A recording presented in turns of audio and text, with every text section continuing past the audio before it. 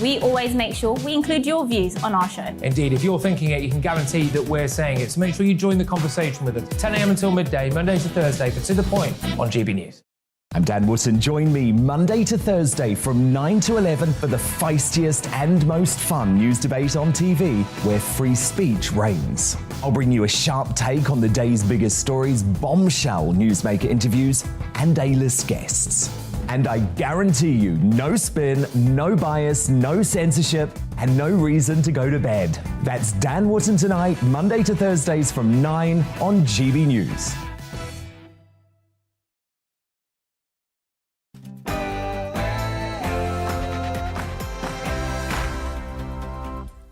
No spin, no bias, no censorship. I'm Dan Wootton tonight. While Boris looks to cement his position after escaping a further Partygate fine, Keir Starmer's nightmare continues as his Labour colleagues ready themselves for a leadership challenge, and even the left-wing media turns on him. So, is slippery Starmer's dream of becoming PM already over? At 10 p.m, I'll get the view of tonight's superstar panel, who you'll meet in a moment. Political commentator Dominique Samuels, the former Tory London mayoral candidate Sean Bailey, and author and journalist Amy Nicol. Plus, Spiked Online's Brendan O'Neill will ask if it's time for left and right to declare a lockdown amnesty after Beergate and Partygate. He's tonight's outsider at 9:45.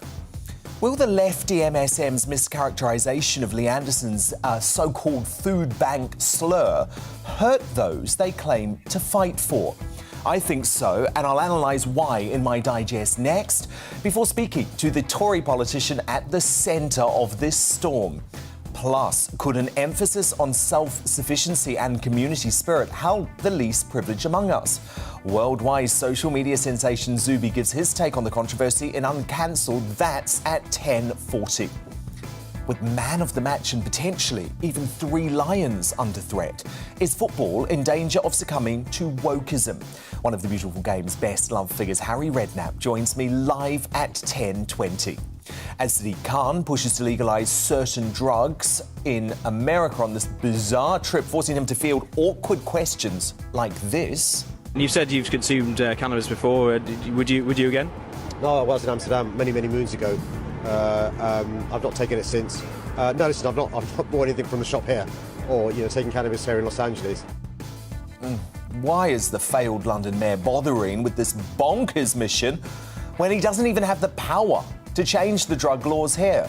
Well, political firebrand Anne Widdecombe, famed for her zero-tolerance approach towards drug use, will be here in Big Witty style at 9:30. I'm sure she's going to have a lot to say on Mr Khan. Should the mega pay rise for BBC staff be scrapped and reallocated to a free over-75s licence fee instead? Battling it out on The Clash on this tonight, broadcasting favourites Christopher Biggins and Neil Fox and talent manager Jonathan Shellard. I want your verdict too at 9:20. Plus, after a major tribunal ruling is calling someone bald really an example of discrimination. And pop star Peter Andre breaks his silence after his manhood became the focus of the mortifying Wagatha Christie trial. I had said this about her anatomy, or a man said something about a woman's anatomy, there would be outrage. I've even been dragged into this trial today. I'll tell you what happened in court later in the media buzz. And as ever, you'll get your first look at tomorrow's newspapers throughout the show. Plus, will Tony Blair's son Ewan be teacher's pet tonight after advocating for GCSEs to be scrapped? I'll crown my final Greatest Britain and Union Jackass of the week at 10:50. This is Dan Wootton tonight. Let's go.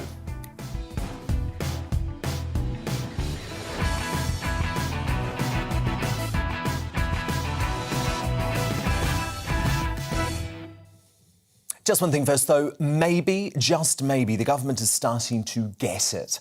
I've campaigned for the past 2 years on the fact lockdown harms will in the end be proven to be as damaging and likely far more fatal than the lost years from COVID-19.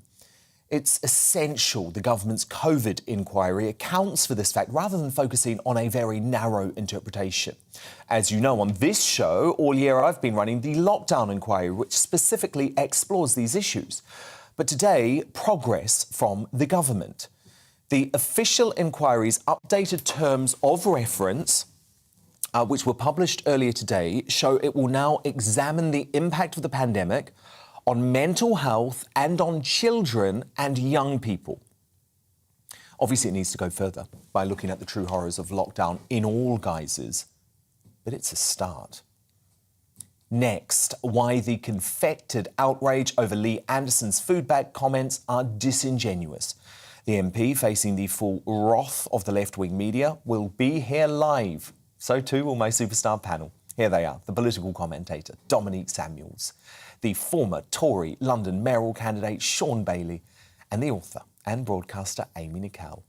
But before all of that, the news headlines at 9 with Tamsin Roberts.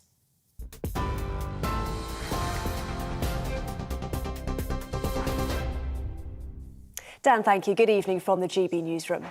Police have issued 50 additional fines as part of their investigation into Downing Street and Whitehall lockdown parties. The Prime Minister has confirmed that neither he nor his wife have received a second fine. Boris Johnson, his wife Carrie and Chancellor Rishi Sunak were hit with fixed penalty notices last month. It brings the total number of fines to more than 100. Health Secretary Sajid Javid says the investigation has to be allowed to run its course. Lockdown rule breaking, whether it's in Number 10, it's in Durham, it's more than embarrassing. It's something that the Prime Minister and others have rightly apologised for, both to Parliament, to the British people, more importantly. And it's right that wherever the police think that they need to investigate this, that they are allowed to just get on with their job. Tackling the global cost of living pressures was top of the agenda at the Cabinet meeting in Staffordshire today. Speaking from Stoke-on-Trent, the Prime Minister said the laws announced in the Queen's speech will allow him to tackle the issues driving up prices, particularly the rising cost of energy. The crucial thing that we're doing is making sure that we steer the economy through the post-COVID aftershocks with continued high-wage, high-skill employment. Russia's foreign ministry is warning it'll be forced to retaliate with military steps if Finland joins NATO. After decades of neutrality, the Finnish Prime Minister and his president said the nation must apply for membership without delay. Sweden is also likely to follow suit. It's after the two countries signed security pacts with the UK. Moscow claims NATO is continuing its expansion to threaten Russia. Former Scottish National Party MP Natalie McGarry has been found guilty of embezzling more than £25,000. The ex-Glasgow East MP was accused of stealing from two pro-independence groups. McGarry embezzled £21,000 while Treasurer of Women for Independence and over £4,000 while Secretary of the SNP Glasgow Regional Association. 3 men have been arrested on suspicion of child abduction after a 15-year-old who went missing last month was found today. Maddie Thomas hadn't been seen since she left her foster parents' home in the Southmead area on April the 26th. She was found at an address in Bristol. The 3 men arrested were at the house. Scientists have managed to grow plants in moon soil for the very first time. Using dust collected from 3 Apollo missions, researchers at the University of Florida found that cress can successfully sprout and grow. It's considered the first step towards growing plants and producing oxygen during space missions. This is GB News on TV, online and DAB+ radio. Now it's back to Dan Wootton tonight.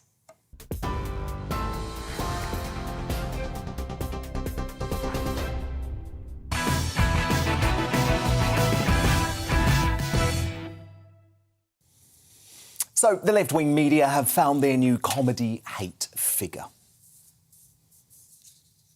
The Daily Mirror's front page today, there it is, screamed food bank slur. Tory MP, the poor can't cook. An outraged Lib Dem raged to the paper. These comments are disgraceful. Labour said the statement was beyond belief. And you know what? The lefty media pylon has actually continued on TV all day. Conservative MP has caused controversy after suggesting people use food banks because they can't cook properly. To have a Tory MP say that they don't know how to budget, that's an insult. And to have that kind of language and rhetoric coming out is just so degrading, and it's not fair on the people we all seek to represent. People need to stop relying on food banks and learn how to cook and learn how to budget. One wonders if Lee Addison's ever been to a food bank, because it's not just about food, it's about an awful lot of needs and a community coming together as well, isn't it? Still to come on Good Morning Britain, a Tory MP is slammed as being out of touch after he claimed people only need food banks because they don't know how to cook or budget for meals. The Conservative MP for Ashfield has been criticised for his comments while talking about food banks yesterday in Parliament. This is the point where you say you don't agree with him. That was a ridiculous, crass thing for him to say, and he needs to apologise. Yeah, in fairness, I have said I don't agree with him. No, that's not what you need to say, Kay. It got worse in the newspapers. The Guardian stormed today. Tory MP blames food poverty on lack of cooking skills. The Independent went with Tory MP refuses to apologise for common sense claim food bank users can't cook properly. Of course, all those claims are actually provably untrue. The MP in question, former Labour councillor turned Tory Red Wall MP for Ashfield, Lee Anderson, was making an important and sensible point about how we can help those in need. Before you make a snap judgment based on all of those headlines, I actually want you to watch the full exchange in the House of Commons that sparked this confected outrage. The invitation is to everybody on that side of the House. Come to Ashfield and work with me for a day in my food bank and see that the brilliant scheme we've got in place, where when people come now for a food parcel, they have to register for a budgeting course and a cooking course. And what we do at the food bank, we show them how to cook cheap and nutritious meals on a budget. We can make a meal for about 30 pence a day, and this is cooking from scratch. Should it be necessary to have food banks in 21st century Britain? I thank the honourable gentleman for his intervention. He makes a great point, and this is exactly my point. So I invite you personally to come to Ashfield, look at our food bank, how it works, and I think you'll see firsthand that there's not this massive use for food banks in this country. We've got generation after generation who cannot cook properly, they can't cook a meal from scratch, they cannot budget. The challenge is there. Come, I'll offer anybody. You sat there with glazed expressions on your faces, looking at me like I've landed from a different planet. Come to Ashfield, come next week, come the week after, come to a real food bank that's making a real difference to people's lives. And I'm going to end now, Mr Deputy Speaker, because they're not listening. These are a generation of MPs that never listen. But the good news is, well, it's bad news actually, because this Labour Party, they're out of control, they're out of touch, and thankfully they're out of power. And that's me done, Mr Deputy Speaker. So there you go.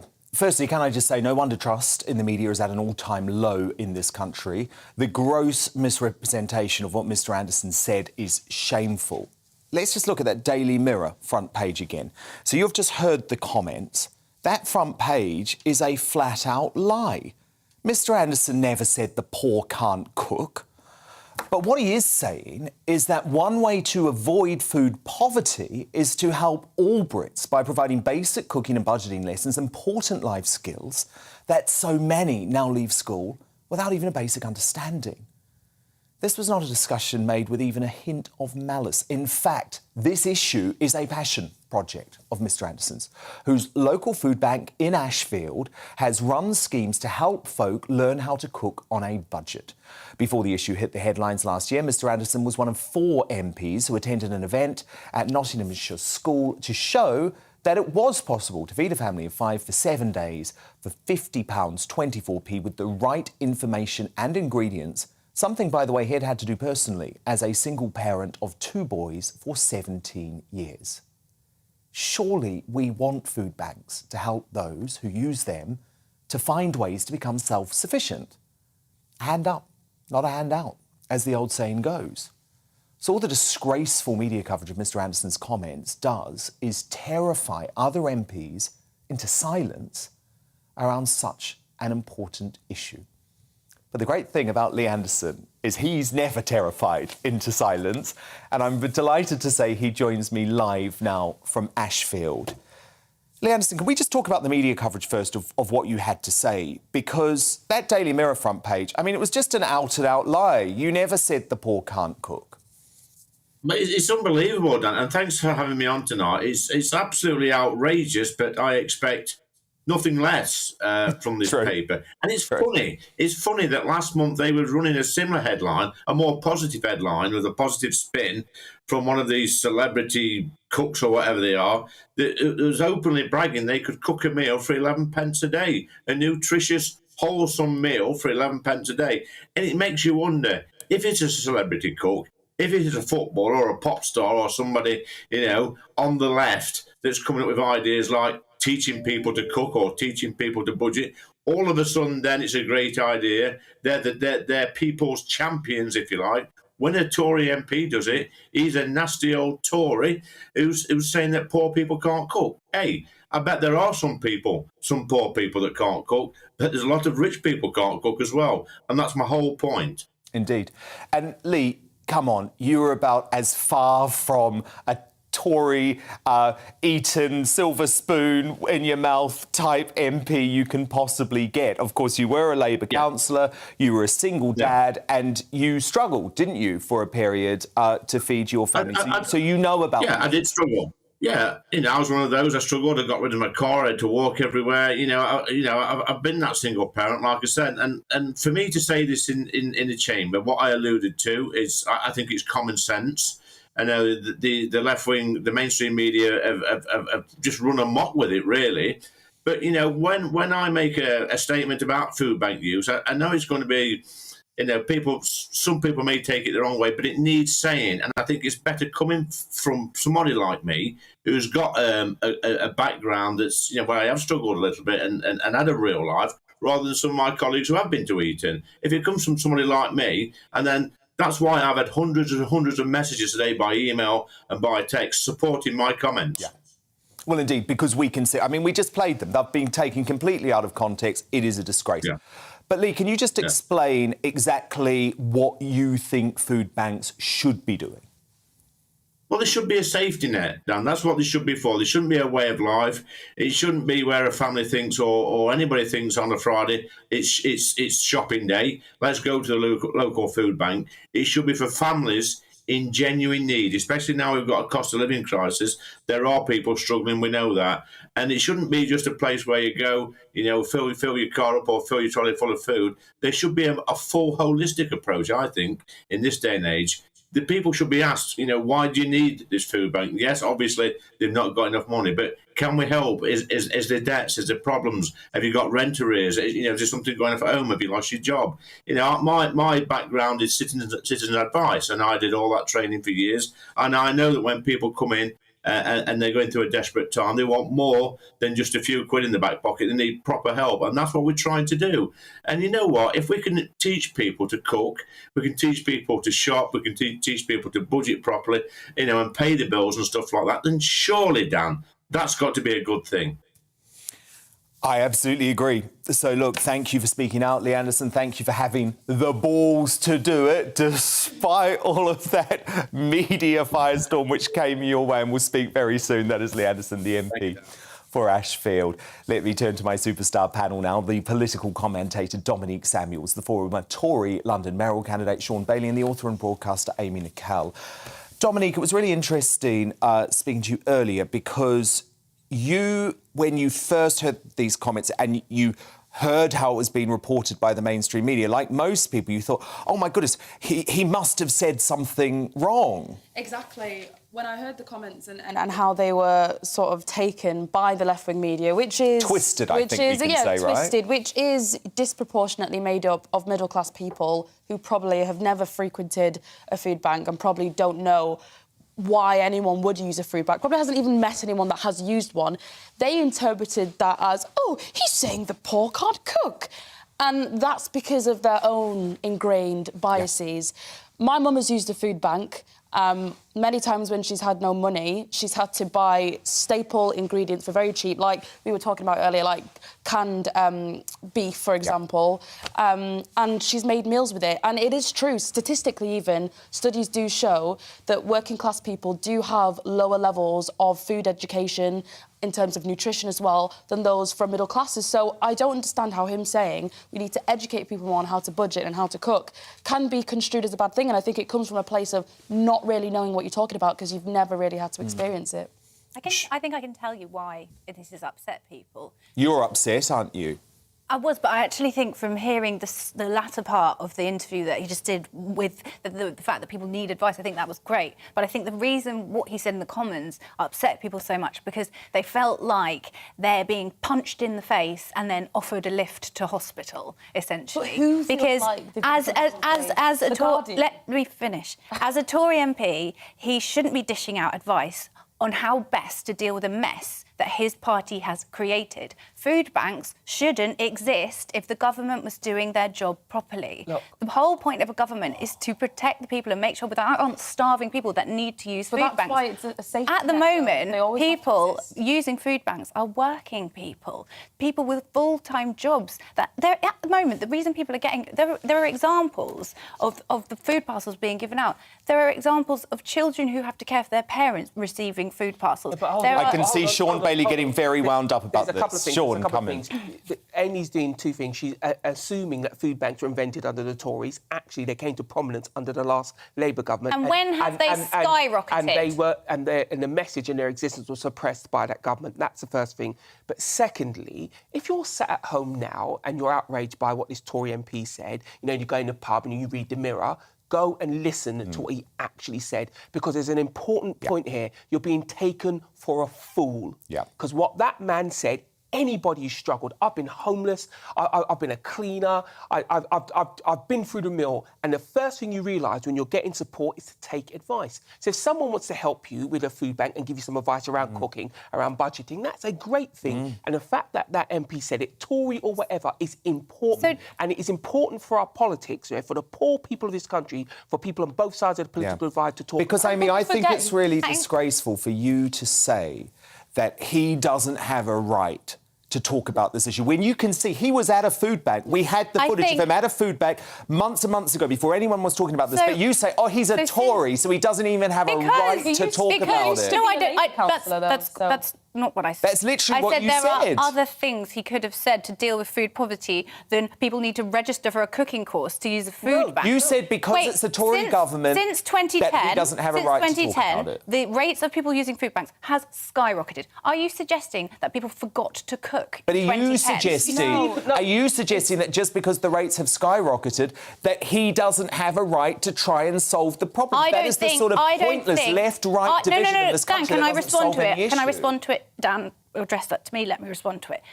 This isn't the way to solve it. If you want to solve it, there are other ways. Look, we solved it during COVID, right? In COVID, benefit sanctions were suspended and universal credit was topped up. Yeah, but and do you know, and hang on, please let me finish the point. And during that period, the use of food banks dropped. Yes, I understand. Hold on. You just want higher benefits. I understand that's the left answer. I hesitate to tell Amy she's wrong, because people are entitled to opinion, but she's wrong in so many ways. She's looking at a Tory government in 2010 that took more people out of the tax system than any Labour government ever had. If you want to talk about the history of this country, every Labour government, bar one, has caused more unemployment than it found. And here's the deal. The best thing any government can do for its population is make sure they have the education and access to opportunities, and they have the economy to operate in. You're talking about a Labour government who were going to nationalise everything. That would have devastated our economy. We would be on our knees if that was the case. Food banks exist. It's a bad thing and we can do more about it. But the people on the left who misrepresented this story, they don't help poor people. If you want to help poor people, you have to discuss their problems. To just vilify an MP who's trying to bring this to the fore is ridiculous. And that's why anybody on the left who's at home now outraged should be ashamed of themselves. They should be trying to have this conversation properly, not turn it into an attack on an MP who actually comes from this background and actually knows what he's talking about. It's an attack on an MP. I wonder if the journalists who wrote that nonsense have any real knowledge of what it's like to actually... No, of course they don't, because they're members of the London Metropolitan Elite. Food poverty doesn't need to exist. The existence of food banks is innately shameful. It's not, though, because food banks are designed to be a safety net where inequality exists, there will always have to be safety nets to help people. You cannot eradicate inequality altogether. You sound like a Victorian justifying a workhouse. You sound unrealistic. Not everything is sunshine and rainbows. There are always going to be... And Amy, do you not understand that the reason why a lot of people need to use food banks is because they might have alcohol dependency issues, for example, gambling addictions? You have to understand that even when people are given enough money to live, they won't always choose to spend their money in the right way. And what Lee Anderson is saying is when these people go to a food bank, let's try and give them some more information. Absolutely, let's help them at the time, but let's make them think about, OK, maybe there's a way. Maybe there is a way that I can feed my family without needing to rely on a food bank. Instead of just blame government, because when you tell blame people the people, it's the blame government, the individuals. it's the government, it gives them no incentive to try and change things for themselves. It is about self-sufficiency. And for society, and also, we have to... Sean, final word to you. It isn't about blaming the government. If you want people to do well, you've got to make them self-sufficient. We all know that if you give a man a fish, he eats one day. You give that man a net, he can live for himself. And the best people are people supporting the poorest people to be independent going forward. 30p won't buy you a fish, though, just so you know. Now, my superstar panel, feisty already tonight. The fishmongers are going to get me now. Sean Bailey, Dominic Samuels, they're not going anywhere tonight, but also coming up. As high-flying Sadiq jets around the US on a cannabis crusade, why on earth is he wasting Londoners' cash when he can't even change the drug laws here? Political Firebrand Anne Widdecombe. We'll give her sharp analysis and Big Witty style at 9:30. But next, should the BBC reallocate its mega staff pay rise to a free over-75s licence fee instead? Battling it out, broadcasting favourites Christopher Biggins and Neil Fox and talent manager Jonathan Shallard. I want your verdict on this too, though. Email me, dan@gbnews.uk. Tweet me at GBNews. We've got our poll running there too. The results coming up in just a few minutes. Good evening, Alex Deacon here with your latest weather update from the Met Office. Things warming up as we head towards the weekend. A fine day for many on Friday, but there will be still some cloud and rain across parts of northern Scotland. A couple of sets of weather fronts drifting in here. The isobars are just squidging together a little bit as well. It's going to be a breezy Friday, and it could be quite gusty across northern Scotland, where these weather fronts will be bringing showers. The showery rain drifting south at the moment through southern Scotland, and for a time this evening, northern England, North Wales. We'll see a little bit of rain, but it is scooting away through the early hours. It clears out into the North Sea. We'll keep some rain in the far northwest, but otherwise mostly dry, with temperatures staying in double figures in most towns and cities. On to the details for Friday. Hazy sunshine initially over England and Wales. More rain to come across northern Scotland, but the central belt probably dry. Southern Scotland, Northern Ireland also dry and bright. The rain will push into the Northern Isles at times. It will be quite windy here. Elsewhere, a bit of a breeze, yes, but we should see a bit more blue sky by the afternoon, and that'll lift the temperatures. A warmer day than today, 20 to 23 maybe across the southeast. Even further north, temperatures a little bit higher than today. Feeling cooler with the showers and the winds across the northwest, and still a few showers here on Friday night. But otherwise, most of us having a dry evening tomorrow evening, leading into a fine start to the weekend. Could be a bit misty in places as the winds ease off, but again, much of the country looking sunny on Saturday. Still a few showers, particularly early on across the far north, but the winds will be dying down here. In the sunshine, a warmer day on Saturday. We could get to 24, 25 across the southeast. But notice here the threat of thundery showers coming up from France, and they may well drift northwards as we head through Saturday evening and overnight. So across the south, some welcome rain perhaps, but hit and miss as the heavy showers drift northwards for Sunday across some parts of England and Wales, probably staying dry and fine across Scotland and Northern Ireland.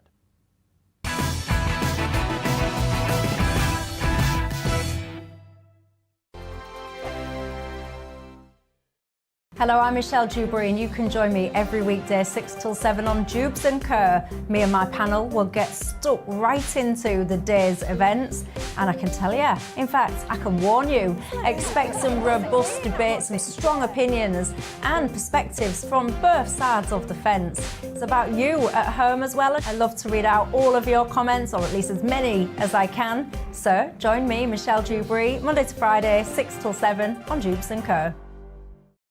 On radio, they call it the drive time slot, 4 p.m. until 6 p.m. as listeners head home. It's that part of the schedule when the dust of the day's events begin to clarify, and we try to make sense of it for you. Brazier is drive time for radio and TV. It's fast, it's punchy, it's opinionated, there's a brazier angle and a little bit of levity. That's the question. That's two questions, actually. That's Brazier, Monday to Thursday, 4 till 6 on GB News.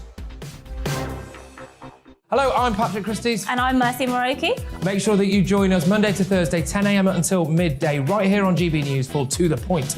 We're not afraid to talk about the topics that matter to you or the big topics that always matter. We cover absolutely everything, from the breaking political stories of the day to law and order, what's going on in the channel. We're not afraid to hold people to account. We always make sure we include your views on our show. Indeed, if you're thinking it, you can guarantee that we're saying it. So make sure you join the conversation with us, 10 a.m. until midday, Monday to Thursday for To The Point on GB News. I'm Dan Wootton. Join me Monday to Thursday from 9 to 11 for the feistiest and most fun news debate on TV, where free speech reigns. I'll bring you a sharp take on the day's biggest stories, bombshell newsmaker interviews, and A-list guests. And I guarantee you, no spin, no bias, no censorship, and no reason to go to bed. That's Dan Wootton tonight, Monday to Thursdays from 9 on GB News.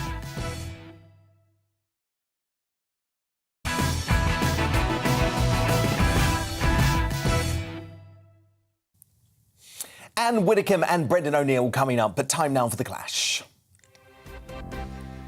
And with the BBC seemingly stuck down a never-ending spiral of woke and wastefulness, this next revelation will come of little surprise. The corporation has been accused of not passing on savings to licence fee payers after it awarded its Liberal lefty posse of staff the largest pay rise in a decade. Employees will enjoy 4.24% pay bumps in August, which will then be supplemented by a further 1% increase. Remember, it was only last year Auntie sent enforcement officers round to skint pensioners' homes in a vile attempt to get them to cough up the licence fee. Beeb chiefs are splashing the cash on its bloated workforce at a time when Britain is battling the worst cost of living crisis in decades. And remember, it was only yesterday we told you on this show that the clueless BBC was also blowing £50 million on surveys to find out what its audience watches. So, with many of our elderly now being forced to choose between eating or heating and the Beeb axing, its over 75's licence fee concessions, should the mega pay rise for BBC staff just be scrapped and reallocated to those needy pensioners instead? Let me know your thoughts down at gbnews.uk. Tweet me at gbnews. The results of our Twitter poll coming up shortly. But going loggerheads on this tonight is the broadcaster Neil Fox, the talent manager Jonathan Shallant, and the legendary actor Christopher Biggins. Neil Fox, what do you think about it? Should this pay rise be moved to help pay for some of these over 75 licence fees? Well, it sounds like a lovely thing to do. I mean, we have to remember it's very easy to sort of knock the BBC, particularly if you're working for commercial channels. But what I would say, the timing of all this seems very poor, I have to be honest, particularly with everything you've been discussing on your programme and what's out there in the news at the moment.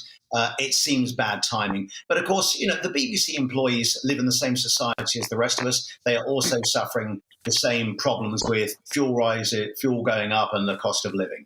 Okay, what this is obviously part of a bigger problem is how's the BBC funded? If it was a commercial operation like GB News or Sky or Netflix, Apple, whatever, or ITV, if they can afford it, they can pay it. But of course, we know the only place that this comes from is it comes from our licence fee. Mine was automatically, my direct debit came out last month and it irritates the crap out of me. I have to be honest, because I never, ever genuinely watch the BBC. I watch all the other channels. I pay for lots. So why? It just seems an outmoded method of payment. Me too. I mean, Jonathan Shallant, how can the BBC... Then, of course, they can justify it. Sorry. No, indeed. I completely agree, Neil. Jonathan Shallant, how can the BBC justify this 4% pay rise and then say, oh, we're going to give you another %? It just feels so out of touch, Jonathan. Well, I don't think there's anything out of touch about giving averagely paid people a pay rise of 4 or 5% when inflation is 7%. You've got to remember, you're not talking the high-paid BBC people. You're not talking the highly paid presenters. You're talking the middle working, ranking people. And if the BBC don't give them a competitive salary, they'll go and work for GB News. They'll go and work for ITV. They'll go and work for Channel 4. I'd be a lot happier here, let me tell you. Well, I'm not sure. I think, people in England, it's like the aunt you don't like and you criticise. But the truth is the BBC still remains the backbone of British creativity and some of the greatest creativity in the world. You're confusing many different discussions. People being paid properly, elderly people not being charged a licence fee, and all the other issues of the BBC funding. But I think the idea of paying people a fair salary is not unreasonable. Christopher Biggins, the issue is, though, most people in the UK are not getting a pay rise. And if you're over 75, you're all of a sudden having to start pay for the BBC, or they're going to send enforcement officers to your house. I know. I mean, I was on Eamon Holmes' morning show last week, and we discussed the £50 million that they were going to put to find out what the viewers watch, which is absolutely ludicrous. They seem to be wasting a lot of money at the moment. And Neil, I'm a great fan of yours, but I have to disagree with you. The BBC, even if you only watch the news, of course, we're all going to watch GBNews, but if you only watch the news, it's worth the fee. And the radio that it gives us. I mean, the radio is fantastic for the BBC. But listen, I think there must be a way around this of giving both the rise that they need and also not charging over 75s for the licence. Well, Neil Fox, it's a question of choice, isn't it? And I think the BBC have made the wrong choices. You cannot tell me, Neil, when they're prepared to, as Christopher says, waste £50 million on market research. When they get the ratings, we can all look at the ratings. I mean, to me, this is a bloated organisation, Neil, that has more money than sense. Well, it does seem to be very out of touch, and 50 million on a survey seems, let's be honest, insane. I mean, I think I Googled just before we came on the BBC and how many channels they have. It says they have 10 national channels, that's on TV, 10 national radio channels and 40 local radio. And I totally agree with Christopher, things have to come down to budgets at the end of the day. And Jonathan's right, the normal BBC staff deserve a pay rise. They live in the same society as the rest of us. But here lies the problem. Do they need 10 national channels? You have to cut your clothes according to your cloth. If you can't afford 10 channels and their license fees, and you can't afford to give it to the over 75s, maybe you need to cut down on some of those channels. Just have a couple of broadcasting channels, have a couple of radio channels, get rid of BBC local radio. Yes. Cut down. And actually use the money. Let the commercial wisely. sector do it. And then maybe you can take that money and give it to the over 75s and maybe slightly keep everyone happier. But it seems Jonathan, what's wrong with that proposal from Neil Fox? Because the BBC never seems to want to cut anything. Well, I think there's some facts are completely just wrong, Dan, what you're saying. The BBC is shrinking. The BBC money is going down. The BBC are having to finance more for less. So the budgets are being cut. I'm not But they're not convinced, cutting by the way, channels. I'm not convinced, by the way, this free over 75 licence fee, absolutely, pensioners who are relying totally on their pension should not have to pay a BBC licence fee. But where does it end? When, let's say you have an 80-year-old retired person who's got a fat pension pot, to use your exaggerated words, because they worked at a big company for a long time. Are you saying a pensioner who has £150,000 pension a year should get a free BBC licence? I absolutely agree this country should look after the elderly who served our nation in the army, who can't afford to look after themselves, who aren't well. But I don't think we should be saying blanket everybody gets everything for free. But the problem is, Christopher Biggins, the problem is, Christopher Biggins, there are some folk who fought for us, for example, in World War II, who are now forced with either turning off the television, which provides them company, or paying for food. And the BBC has allowed this to happen, Christopher. It makes me feel like the BBC has lost touch with the people who really matter. It's can't. Absolutely.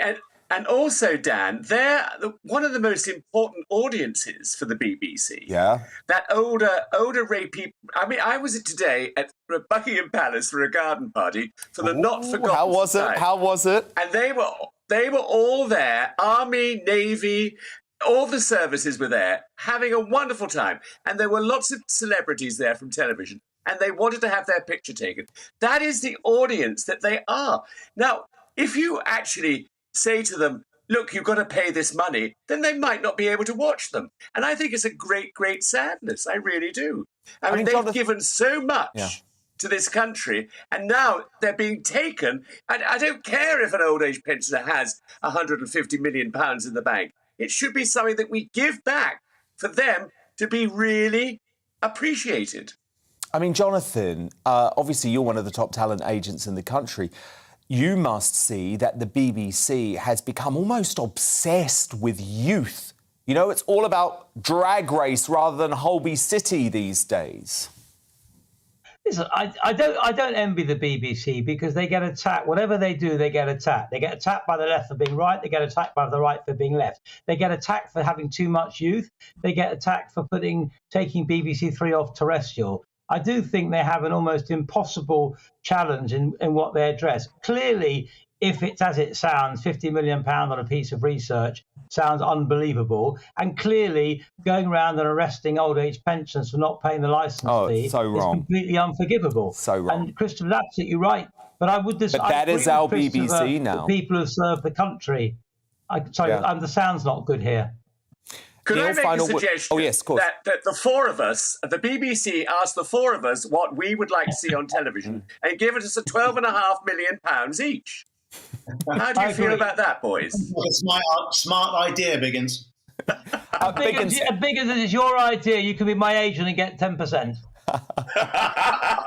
Biggins, just before we go, tell me about the garden party. Who was there, and was it Prince Charles hosting? Because, of course, the Queen has been unable to. No, it was the Queen's fantastic daughter, Anne. She was there in resplendent, and there was Gloria Hunniford. I just think everybody.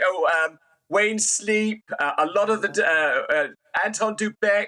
I mean, and everybody there loved seeing those people. I mean, it was and of course we had a fantastic day weather-wise, so it was great. Legends all, and three legends with me tonight. Thank you so much to Christopher Biggins, the famed broadcaster Neil Fox, and the equally impressive talent executive Jonathan Shalit. So who do you agree with on this? Well, Ruggy on Twitter says, I hope all honourable BBC staff donate the pay rise to Age Concern or local parish groups who pay some of their older local folks' licence. Have a heart, BBC. Such a good idea. From Daniel, also via Twitter, remove the licence fee for everyone or allow all non-BBC channels to be watched live without a licence. Then only those who are prepared to support BBC TV celebrity salaries need pay. I agree with that. And from Eden, the licence fee should be scrapped completely for all and revenue generated by other means. Totally outdated and a major review required by the BBC. Should staff or presenters not like smaller salaries, then feel free to leave and go elsewhere. Solved. I agree, although I believe the BBC should be defunded altogether. None of us should have to pay this licence fee. It's actually despicable that just to watch GBNews, for example, on your television set, you have to pay for the BBC licence fee. Come on, this is 2022. It is ridiculous. Your verdict now in. 94% of you are very sensible and agree that the mega pay rise for BBC staff should be scrapped and reallocated to a free over 75s licence fee. Just 6% of you say it shouldn't. Coming up, is it time for left and right to declare a lockdown amnesty? After the Beargate and Partygate scandals, Brendan O'Neill is tonight's outsider soon. But next, what is Sadiq Khan up to, pushing his dream of a cannabis capital in the US when he doesn't even have any power to do that here? Political firebrand and former Shadow Home Secretary Anne Widdecombe, famed for her zero-tolerance policy on drug use, is here next to give her take.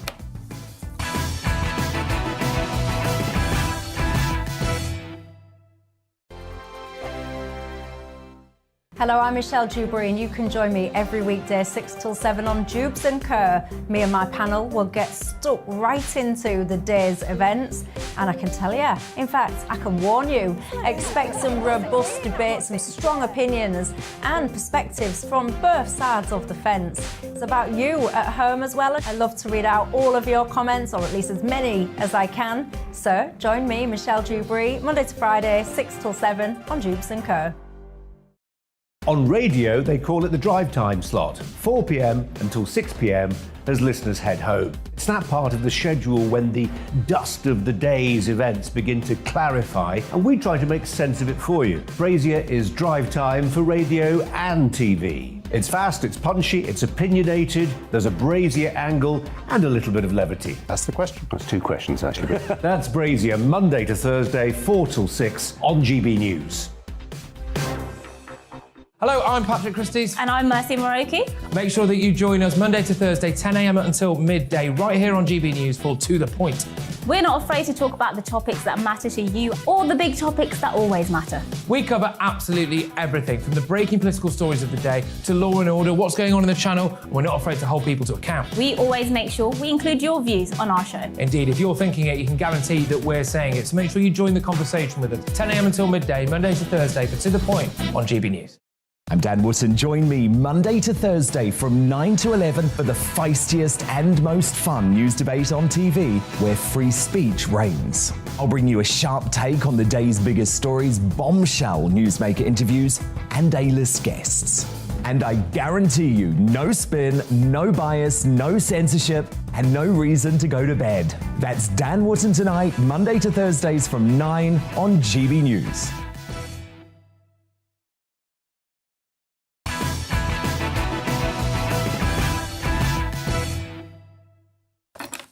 Brendan O'Neill and Zuby on the way, but now Big Witty style time with Anne Widdecombe. And you would have thought by now Sadiq Khan had seen enough of things going up in smoke. After all, lawless London has been on a downward trajectory since he became the most useless mayor the city has seen, I think, ever. Despite failing to clean up his growing mess here in Britain, Mayor Khan continued his frankly bizarre trip of the US today with more surreal posturing around West Coast cannabis farms. Sadiq said he wanted to bring a wealth of knowledge about the weed industry back to the UK. The question begs, what's the bloody point when he has no authority to change the law here anyway? Has our runaway mayor been on the wacky backy himself? Well, here he is, wandering dazed through a crop of marijuana before being asked whether he's ever smoked the plant.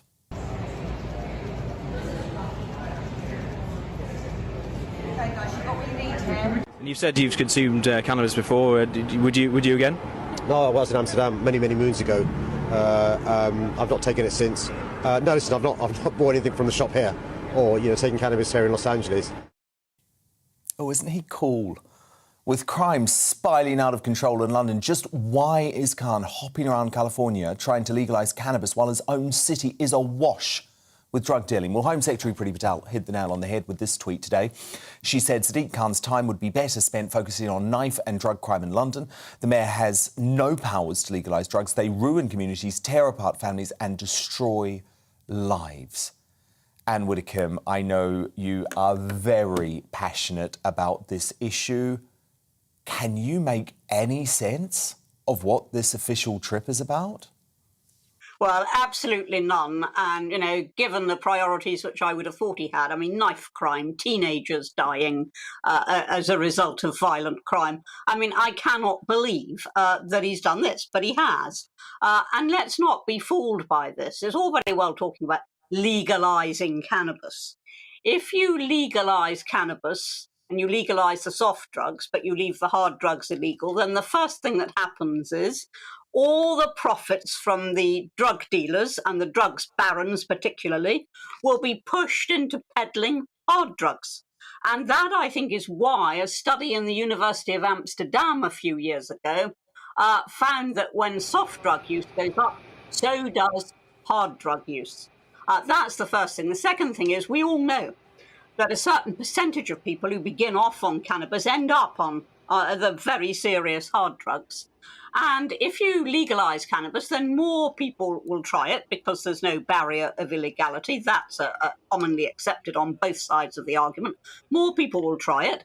So the same percentage, but therefore involving more people, will go through the gateway to hard drugs. So this is an appalling proposition. And Priti Patel's right. It does tear families apart. It does ruin lives. And this country's had its head in the sand over this. We've never had a proper war on drugs. Now, if you look at what Giuliani did in New York when he had total zero tolerance of drugs, and cleaned up the city massively.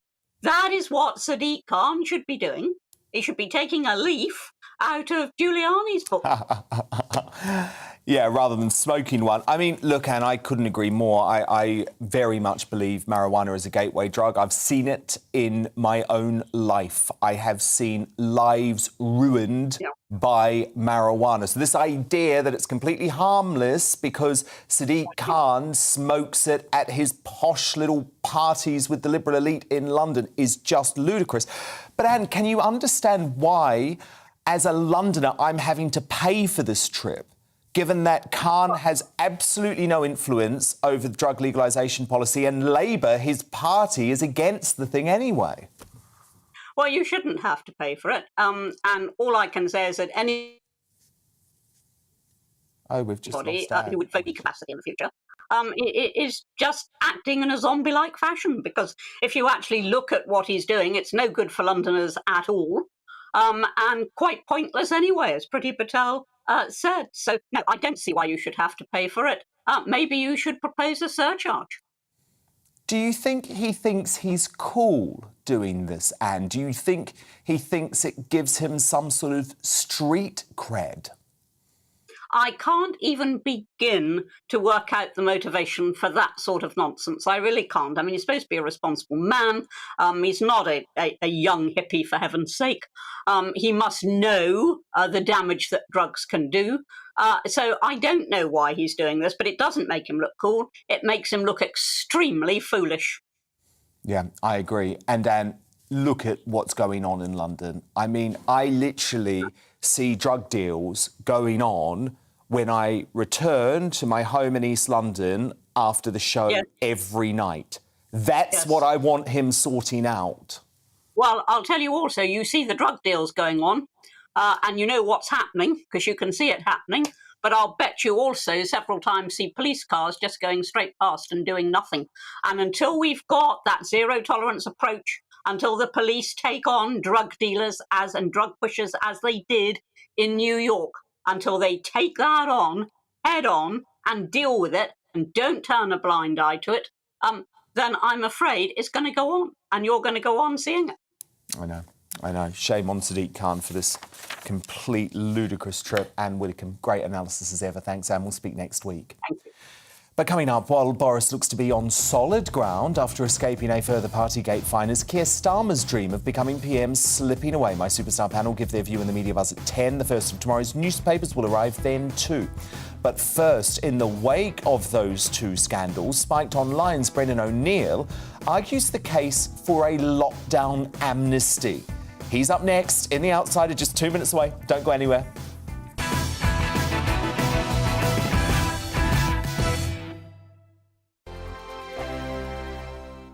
Hello, I'm Michelle Dewberry, and you can join me every weekday 6 till 7 on Jubes and Kerr. Me and my panel will get stuck right into the day's events, and I can tell you, in fact, I can warn you, expect some robust debate, some strong opinions and perspectives from both sides of the fence. It's about you at home as well. I love to read out all of your comments, or at least as many as I can. So join me, Michelle Dewberry, Monday to Friday, 6 till 7 on Jubes and Kerr.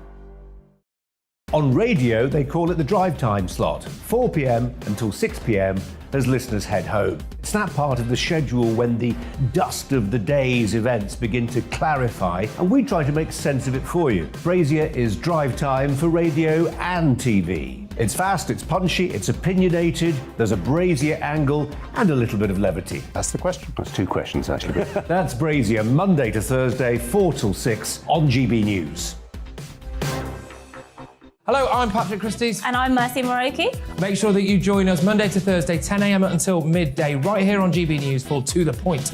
We're not afraid to talk about the topics that matter to you, or the big topics that always matter. We cover absolutely everything, from the breaking political stories of the day to law and order, what's going on in the channel. We're not afraid to hold people to account. We always make sure we include your views on our show. Indeed, if you're thinking it, you can guarantee that we're saying it. So make sure you join the conversation with us, 10 a.m. until midday, Monday to Thursday, for To The Point on GB News. I'm Dan Wootton. Join me Monday to Thursday from 9 to 11 for the feistiest and most fun news debate on TV, where free speech reigns. I'll bring you a sharp take on the day's biggest stories, bombshell newsmaker interviews, and A-list guests.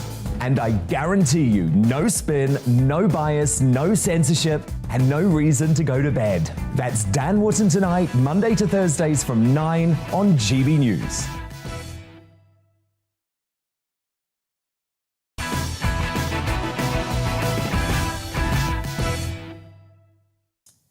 We're going to have a first look at tomorrow's newspaper front pages coming up, so don't go anywhere. But Brendan O'Neill is tonight's outsider now. After months of political and liberal media establishment frothing over Partygate, only for Cormac Karma to catch up on Keir, is it time for everyone to put aside their faux outrage and draw a line in the sand? Now, as you know, I have publicly railed against the nonsensical, inhumane and economy-destroying lockdown rules, which at times I proudly refuse to follow. And to me, this farce proves just how ridiculous those rules were. Well, Brendan O'Neill is calling for a lockdown amnesty in his latest Spectator column, writing, "Let's pay back all of the fines that were issued, forgive all of the rule breakers and move on. Let us recognise as a society that the lockdown was the strangest social experiment any of us is ever likely to live through, and that most of us did our best, but every now and then we bent the rules. We had to." Here, Brendan, I agree with that. Do you think Starmer being exposed is actually the silver bullet that maybe we needed to put the whole lockdown saga and all of those fines behind us? It could be. I mean, I hope it will be. I have to say I'm enjoying the Starmer controversy only because he's been hoisted by his own petard. Yep. I mean, he was going hell for leather for Boris Johnson over Partygate. He was really pontificating about that in the House of Commons and elsewhere. So it's actually quite fun to see him going through the same process now. So it is enjoyable. But at the same time, I think that this focus on the rule breakers, and Boris and Keir Starmer are apparently both rule breakers, it's making it seem as if the problem was those who broke the rules rather than the rules themselves. And what I want us to have is a discussion about the fact that the lockdown was psychotic, and everyone I know bent the rules in some form or another in order just to make sure that they could have a normal-ish life during that period. So we have to, I think, have an amnesty for people who broke the rules rather than going after them like this. No, I completely agree, Brendan, and clearly I find the focus on both scandals frustrating in some ways, but I guess I also found it equally frustrating when all of the liberal media and the vast majority of Labour politicians wanted to move on the moment that Starmer was caught, because, of course, it was Starmer who was always demanding harder and stronger and more draconian lockdowns. And I think as a result, it's very telling that he thought he was following the rules, Brendan, maybe, when he just clearly wasn't. Oh, no, the hypocrisy is just off the scale. I mean, it really is quite extraordinary. And, you know, the exact same people who were going crazy about Partygate a few weeks ago are now saying about Beergate, oh, you know, can't we move on? Aren't there more important things in the world? Don't you know there's a war in Ukraine? I mean, the hypocrisy in plain sight is really quite staggering. So I completely agree with that. And as you say, Starmer was making the call for a tougher lockdown all the time, and so were many people in the media as well, including those people who are currently defending Starmer. I think the people get the impression that it was one rule for them and another rule for us, and that is incredibly frustrating. But the broader picture, I think, is that the 2 years that we've just lived through were incredibly odd. None of us has ever seen anything like this, and hopefully never will again. The fact that students were fined £10,000 for having house parties, and people were punished for going out more than once a day, or they were filmed by the cops while they were walking their dogs, all of these things, you and I and others at the time said it was crazy. Yep. And I think it's time as a society that we recognise it was crazy and lay off and pay back those people who were fined in those circumstances. I know, but Brendan, one of my big frustrations is that there has been no reckoning over the maddening rules. And I understand why people are so angry that Boris Johnson broke the rules, and I also understand why people are even more angry that Keir Starmer broke the rules. But there is no reckoning, there is no wider political discussion about the lunacy of the rules. And I mean, you say that we're never going to live through something like that. It was a botched social experiment. Yeah, I hope we will never live through anything like that again. I hope because I worry we will. You see now the fact that we followed the fact that we followed China was absolutely deranged. You know, we should have done something like Sweden did. We should have gone our own way, had a light touch list of guidelines and advice and some rules, perhaps, but we definitely shouldn't have followed the Chinese model of locking down society, because that was bad for freedom, bad for the economy, and bad for people's health. So you're right, we need a reckoning with the whole thing. And that's another thing that worries me about Beergate and Partygate. The longer we obsess over the fact that Angela Rayner had a curry and Boris Johnson had a 5-minute birthday party, the longer that will distract us from the kind of inquiry we need to have about whether this was the right thing to do, how damaging it was, and how we can make sure that it never happens again. So let's focus on the craziness of the rules rather than the fact that some people, including the people who made the rules, broke them every now and then. No, indeed. And I was heartened by the fact that the terms of the lockdown inquiry were updated today, or sorry, the COVID inquiry, the official COVID inquiry, were updated today to include mental health and the impact on children. But I think it does need to go further. Brendan O'Neill, thank you so much. Thanks, Dan.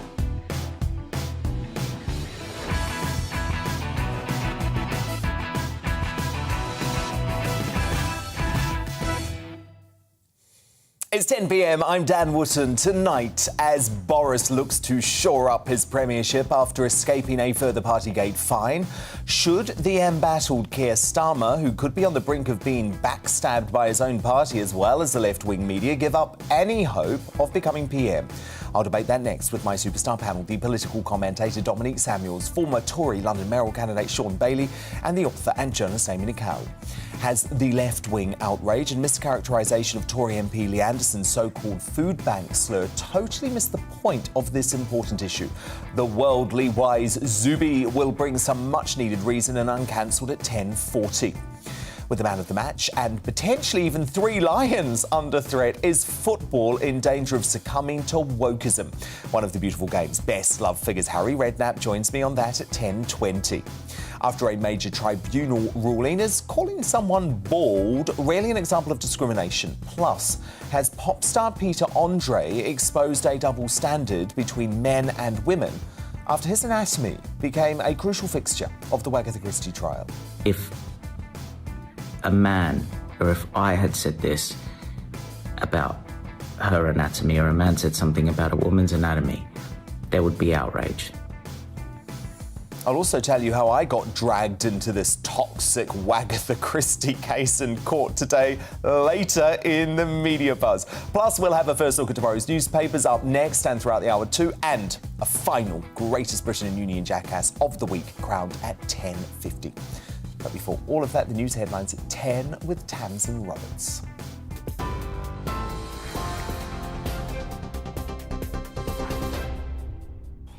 Dan, thank you. Good evening from the GB newsroom.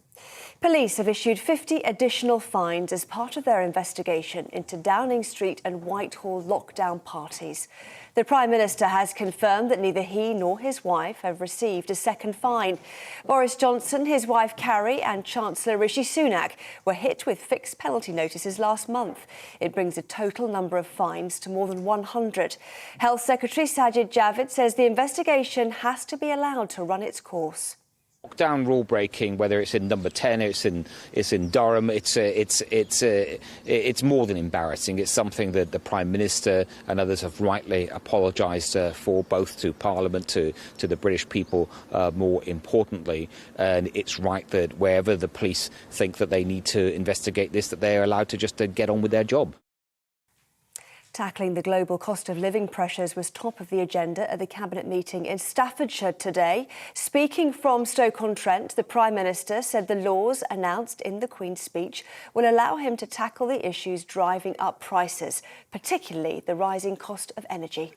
The crucial thing that we're doing is making sure that we steer the economy through the post-COVID aftershocks with continued high-wage, high-skill employment.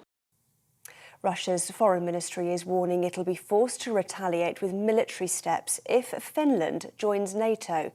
After decades of neutrality, the Finnish Prime Minister and its president said the nation must apply for membership without delay. Sweden is also likely to follow suit. It's after the two countries signed security pacts with the UK. Moscow claims NATO is continuing its expansion to threaten Russia. Former Scottish National Party MP Natalie McGarry has been found guilty of embezzling more than £25,000. The ex-Glasgow East MP was accused of stealing from two pro-independence groups. McGarry embezzled £21,000 whilst Treasurer of Women for Independence and over £4,000 whilst Secretary of the SNP Glasgow Regional Association. 3 men have been arrested on suspicion of child abduction after a 15-year-old who went missing last month was found today. Maddie Thomas hadn't been seen since she left her foster parents' home in the Southmead area on April the 26th.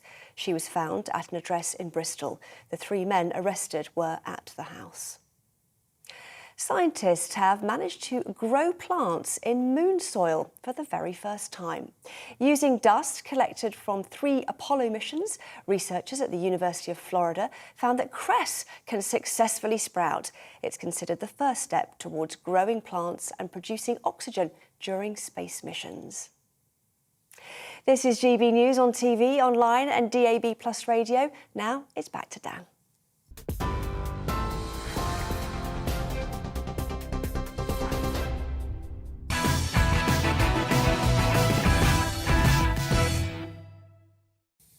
Tomorrow's News Tonight now in our Media Buzz.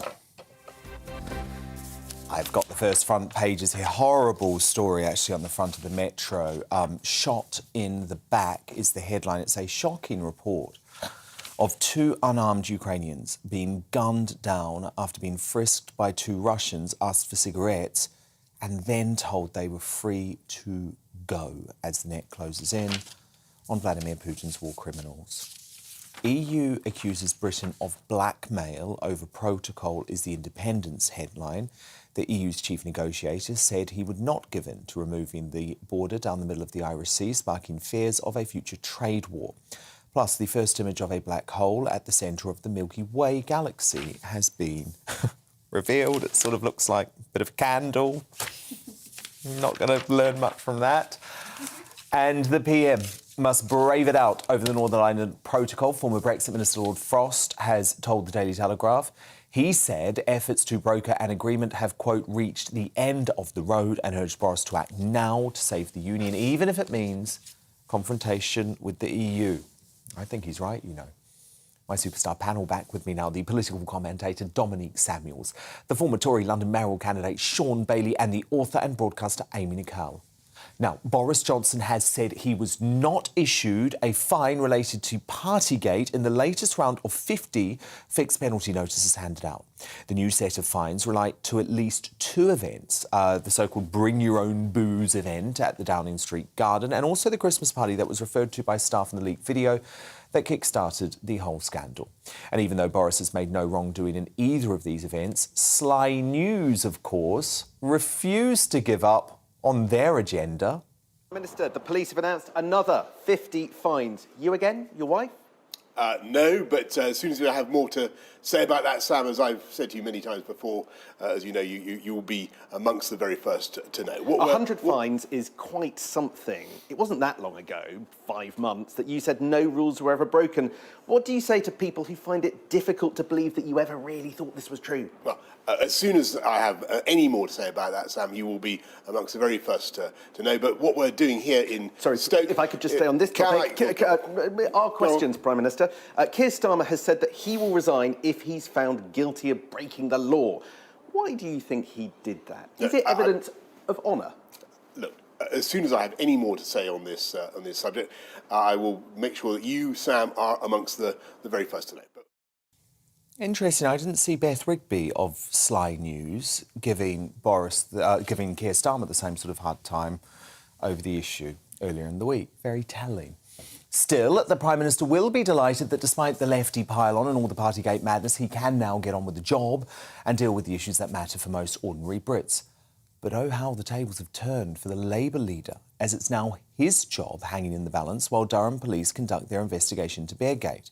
And to make matters worse for Slippery Starmer, the left-wing media has begun to turn on him quite dramatically. So this is not The Spectator, folks. This is the lefty New Statesman, which this week has plastered beer-drinking care on their front page and in a truly damning indictment on its leadership. It said Britain needs and deserves more than a cautious technocratic Labour Prime Minister. Well, they're already queuing up to replace him too, as Shadow Levelling Up Minister Lisa Nandy, my goodness, she wants this job, and she continued to shamelessly promote her credentials on the radio yesterday. If he does resign, will you stand for party leader? Oh, God. I think we got things very, very badly wrong under the last Labour Party leadership.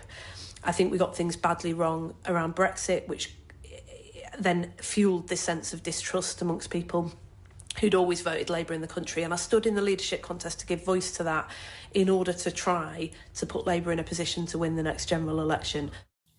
She's not even being subtle about it. This is astonishing.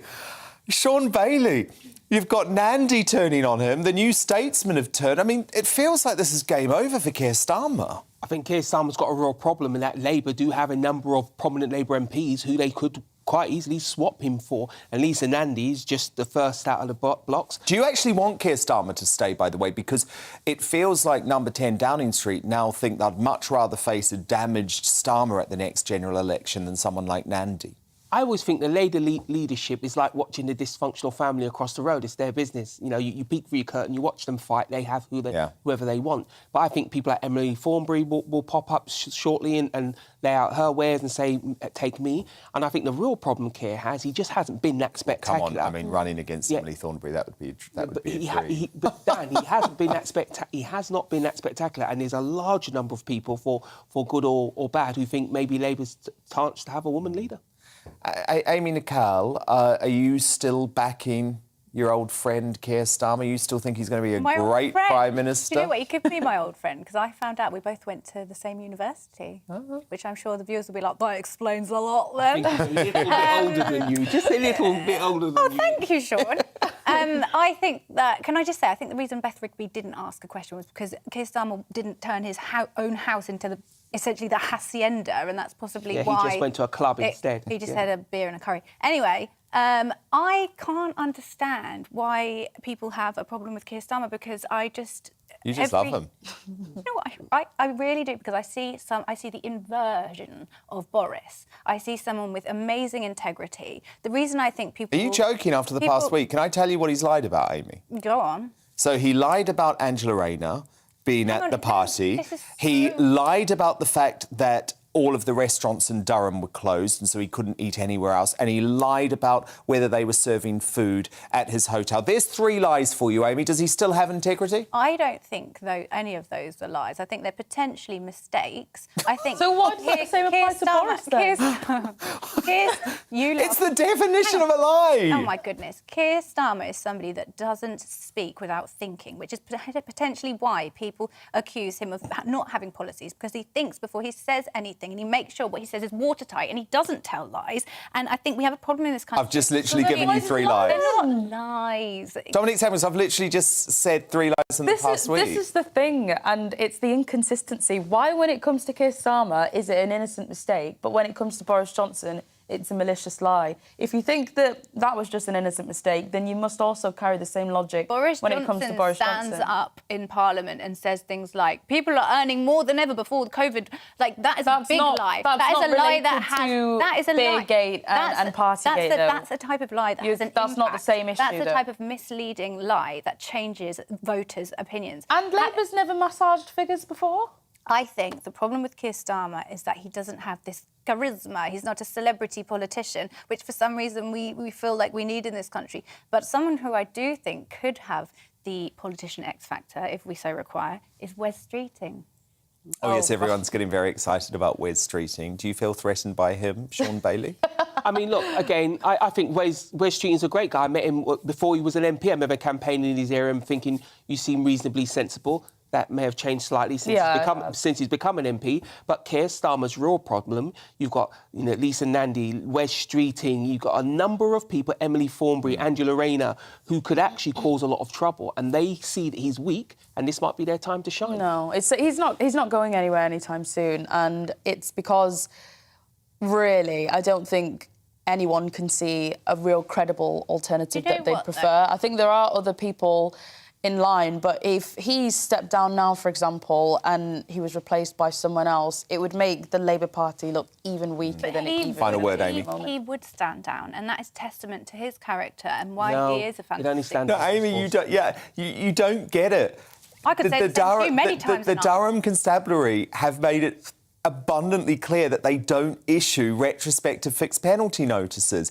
So he said something that he knows is not going to happen. If he'd said, if they say that I broke the rules, I will go, then maybe I would have a modicum of respect. Dan, man has dinner is not the gotcha that you think it is. Oh, well, it's interesting that you think man walks into room where birthday cake is left in Tupperware container between work meetings is the gotcha. Plus 300 other very, very relevant lies and mistruths that have affected this country incredibly negatively right now, over the past there is only a fixed penalty notice for the birthday cake.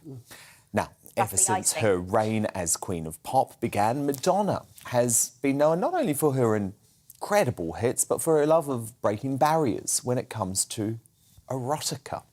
But she may have outdone herself by posing naked for an absolutely wild, literally 3D art collection that sees her, among other things... I haven't seen this yet, so I can't believe what I'm about to show you. I really hope it's not too X-rated. Giving birth to a tree. The 63-year-old... I promise you I haven't seen this yet. The 63-year-old is auctioning off these pearl-clutching CGI scans of herself in which butterflies and robot centipedes appear from a place you wouldn't want to find them. Now, bids for the three-piece collection called Mother of Generation have reached close to £50,000 in total and could go for millions by the time the auction closes tomorrow. Proceeds will be donated to charities raising money for mothers across the world. Now, I do have to tell you the amount of creative editing my team had to do for this segment. Let's just say the full pieces are very much not safe at work. Apart from in the House of Commons. Not anymore. The images are technically something called NFTs. Have you heard of them? It's a fledgling form of digital currency, a bit like Bitcoin, proving yet again the mistress of reinvention never fails to keep up with the time. She's always pushing boundaries, Madonna. I'm a big fan, as you know. And now the Queen of Pop, pushing out trees as well. We've seen it all this week. Amy Nicole, Sean Bailey, Dominic Samuels, do stand by, because coming up, and Sean, I'm not looking at you for this one, I promise, is calling someone bald really an example of discrimination? Sean, is that your picture there? My superstar panel. We'll debate that at 10:30 when the media buzz returns. But next, with man of the match and potentially even 3 lions under threat, is football in danger of succumbing to wokeism? One of the beautiful game's best loved figures and king of the jungle, Harry Redknapp, joins me live straight after the break.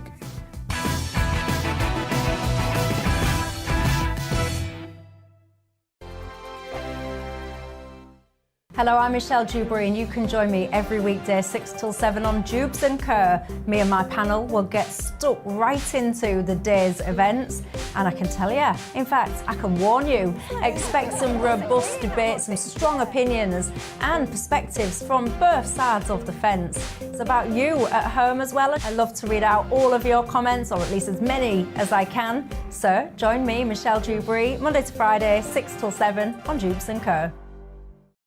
On radio, they call it the drive time slot, 4 p.m. until 6 p.m. as listeners head home. It's that part of the schedule when the dust of the day's events begin to clarify, and we try to make sense of it for you. Brazier is drive time for radio and TV. It's fast, it's punchy, it's opinionated, there's a Brazier angle and a little bit of levity. That's the question. That's 2 questions, actually. That's Brazier, Monday to Thursday, 4 till 6 on GB News. Hello, I'm Patrick Christie's. And I'm Mercy Moroki. Make sure that you join us Monday to Thursday, 10 a.m. until midday, right here on GB News for To The Point. We're not afraid to talk about the topics that matter to you or the big topics that always matter. We cover absolutely everything, from the breaking political stories of the day to law and order, what's going on in the channel. We're not afraid to hold people to account. We always make sure we include your views on our show. Indeed, if you're thinking it, you can guarantee that we're saying it. So make sure you join the conversation with us, 10 a.m. until midday, Monday to Thursday, for To The Point on GB News. I'm Dan Wootton. Join me Monday to Thursday from 9 to 11 for the feistiest and most fun news debate on TV, where free speech reigns. I'll bring you a sharp take on the day's biggest stories, bombshell newsmaker interviews, and A-list guests. And I guarantee you, no spin, no bias, no censorship, and no reason to go to bed. That's Dan Wootton tonight, Monday to Thursdays from 9 on GB News.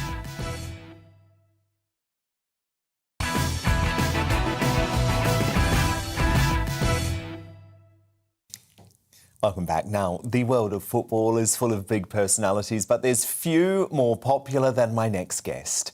In a hugely successful managerial career, Harry Redknapp orchestrated a fairy tale FA Cup win with Portsmouth in 2008 before rescuing Tottenham from possible relegation, taking them all the way to the Champions League quarter-finals. Then in 2018, we all remember this, don't we? Harry traded the dugout for the jungle and added the I'm a Celebrity crown to the trophy cabinet, charming the nation with his lovable personality and deep devotion for his wife Sandra, who he's been married to for 54 years. Now, Harry has long been considered as one of the greatest English managers, sadly never to lead the national team, and in a claim that put the fair-up English football fans and anyone concerned about the spread of wokeism into everything we hold dear. It was the Sun newspaper that reported last week that the Three Lions anthem could face the boot because it offends other nations.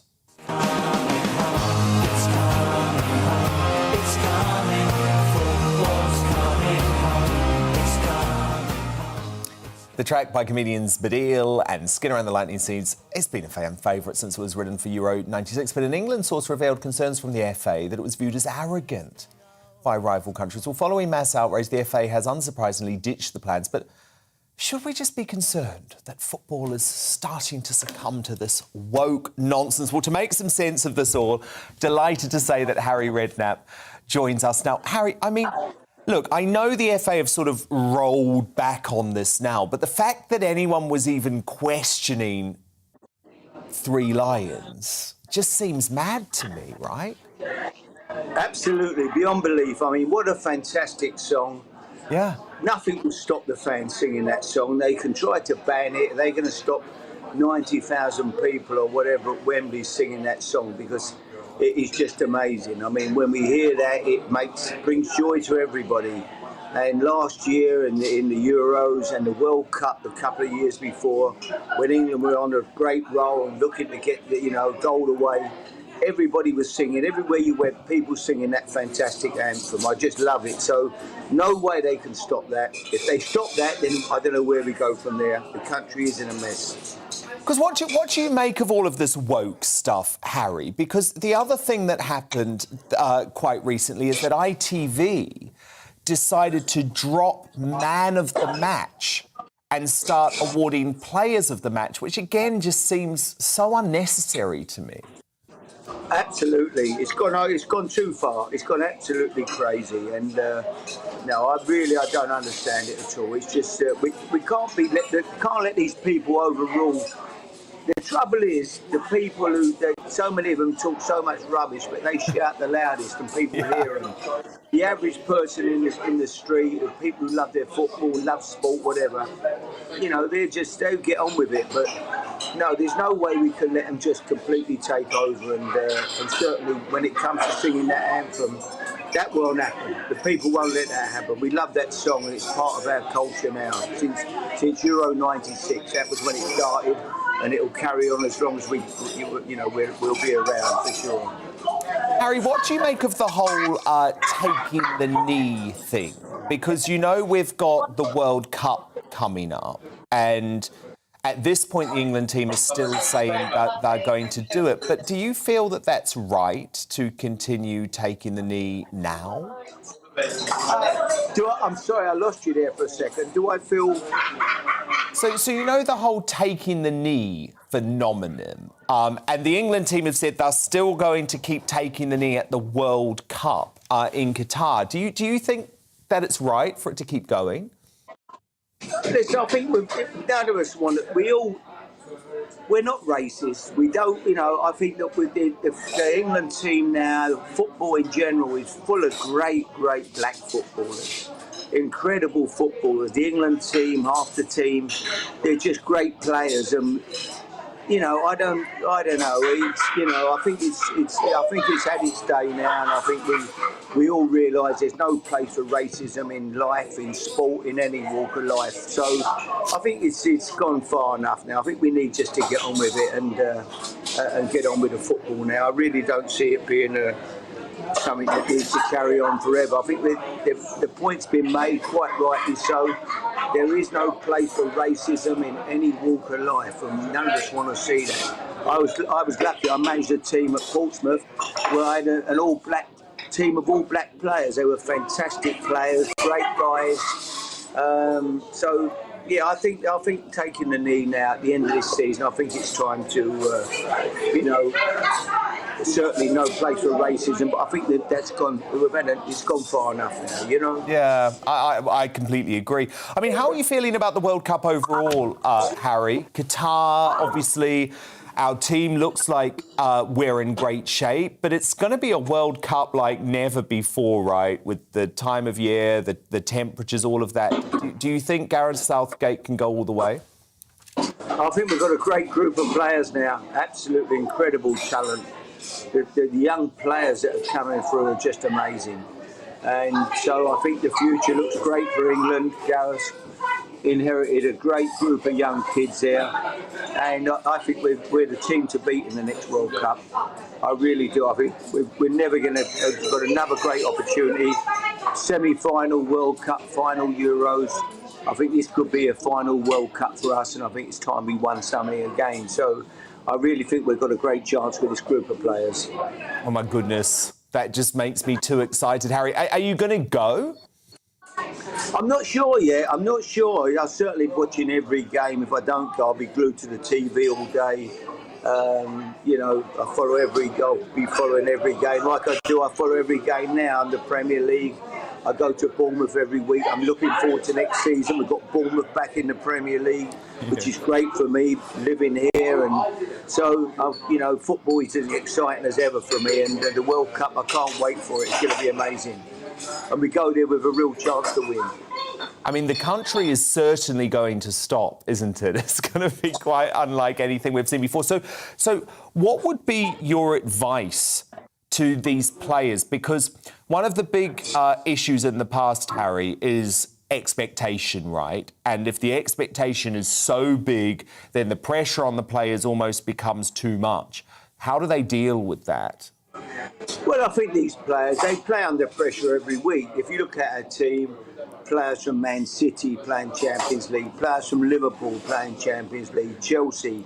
We've got players now, young players like Mason Mount, James, Walker, Foden. They've been there, they've been Grealish, they've been there, and they've been in playing in Champions. Harry Kane, nothing phases Harry. We've got players with experience who have been playing at the top level now for so long, played in Champions League and everything there is to play in. So I don't think we'll be fazed by anything. I think we realise now that we are as good, if not better, than any other team, and it's time we won something. So the future's looking great for the England team. Speaking of winning, Harry, have you heard about this new ITV series of I'm a Celebrity, where they're going to bring back some of the greatest ever contestants for a special series? Because I imagine they would want you in it, right? No, I haven't heard that. Yeah, so I don't know about that. That would be a challenge. I don't know. That would be interesting. Would you do it again? It's in South Africa, by the way. They're not going to do it in Australia. It's going to be filmed, pre-recorded in South Africa with Anton Depp. South Africa, well, great country. I love South Africa. So it could be, I don't know. We'll see what happens. If they ask me, I'll have to think about it. But it would be a real challenge again now. Yeah, I enjoyed every minute of it last time. I met some great people, made some great friends, but yeah, if they're interested in me doing it, I'd have a chat with them for sure. Brilliant stuff. Well, look, Harry, always love speaking to you. Thank you so much for keeping in touch as the World Cup comes up. Thank you so much, Harry. Now, get back to the fun. I want to be there. I'm very jealous. Coming up, has lefty outrage at Tory MP Lee Anderson's so-called food bank slur totally missed the point of this important issue? Well, the worldwide Zuby will bring some much-needed perspective to that at 10:40. But next in the Media Buzz, is calling someone bald discrimination? My superstar panel are here on that right after the break.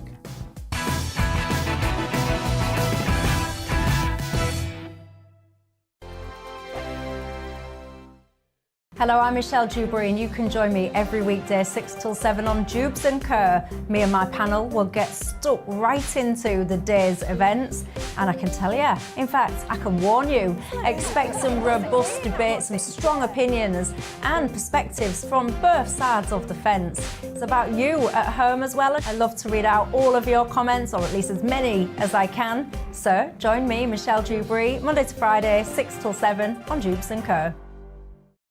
On radio, they call it the drive time slot, 4 p.m. until 6 p.m.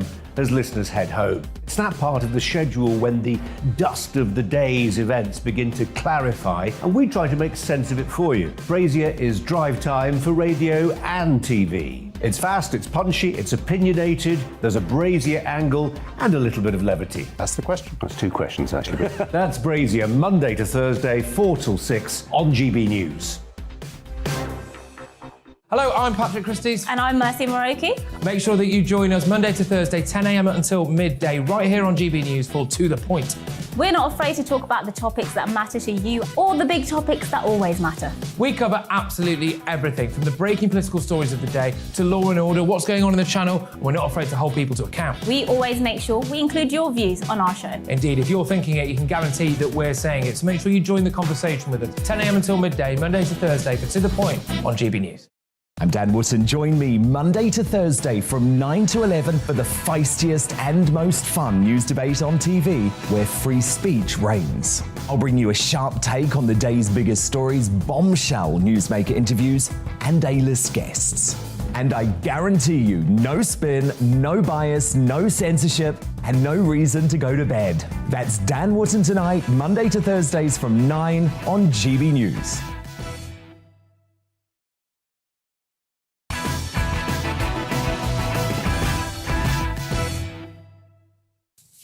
And let's return to tomorrow's news tonight in our Media Buzz. More front pages has just been delivered. Honestly, I am so happy about this. Absolutely extraordinary news on the front page of The Sun, making me all emotional.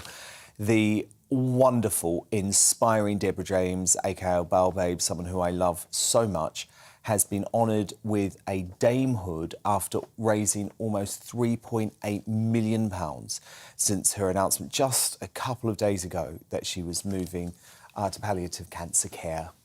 She's Dame Debs, the paper shares, and I just love this. An exclusive by Lizzie Parry. It says, Sun writer Deborah James has been honoured with a damehood after capturing the hearts of the nation with her heart-wrenchingly honest account of having bowel cancer. And it carries a quote from Deborah where she says, I can't tell you what this means to me and my family. I'm incredibly honoured. She is such a great woman. Such positive news. The Eye leads on the Lords attempting to delay Liz Truss from tearing up our Brexit pact with the EU.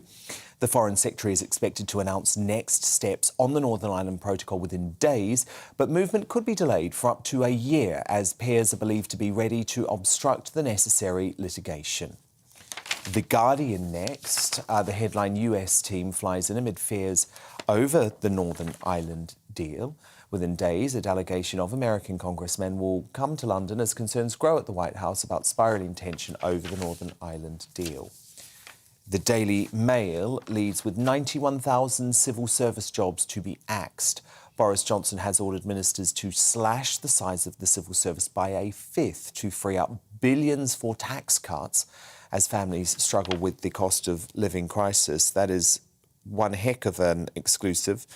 Boris Johnson telling the Daily Mail's political editor Jason Groves, we have got to cut the cost of government to reduce the cost of living. So, there you go. More in the Media Buzz now, though, with tonight's superstar panel, the political commentator Dominic Samuels, the former Tory London mayoral candidate Sean Bailey and the author and broadcaster Amy Nicol. Now, calling a man bald is discrimination on par with sexual harassment? Well, according to a major tribunal ruling on the case of electrician Tony Finn, yes, it is. So Tony won claims of unfair dismissal, wrongful dismissal, being subjected to detriments and, yes, sexual harassment after he was fired from the West Yorkshire-based British Bung Company in May 2021 after 24 years. Mr Finn alleged an obscene insult involving his baldness had been hurled at him during a shop floor row that almost descended into violence in July 2019. So this claim led to a panel of judges debating whether or not the comments were merely insulting rather than harassment before ruling that since baldness is more prevalent in men than women, it is a protected characteristic of sex and able to be defined as discrimination. The tribunal even compared calling a man bald to commenting on a woman's breasts. Mr Finn is now set for a payout as a result of the company, quote, creating an intimidating environment for him and causing a violation of dignity related to his sex. My goodness. I mean, I'm not saying he was treated right, but what else is going to be labelled discrimination next? I've got to come to you first, Sean Bailey. What do you make of this? Look, I have some experience of being bald, and I have a niece who regularly says to me, "You're very bald, Uncle Sean." And I am. But it's a compliment. It looks great on you. Yeah, it does. It's not a protective factor. Can't even imagine you with hair. I look terrible with hair. Take one off. I went bald when I was 22. My hairline was back here. My sister said, "Who are we kidding with that hairline?" And just take it off. And you've never looked back. But you've never looked back. No, and look, the point is this, right? We need to be very careful about protective factors and all the rest of that because it becomes serious in law. You know, what I think is the issue in this case, if it's an intimidating environment and there's swear words traded, that's slightly different. But to focus on baldness in order to up his claims, he could say it's sexual harassment. It's simply... Well, it's the fact that it's protected discrimination. I mean, Amy Nicol, this is madness, isn't it? Like, I actually don't think it is because it's something he's not in control of. It's an immutable characteristic. He can't help that he is bald. Thus, I think there is grounds for discrimination because you're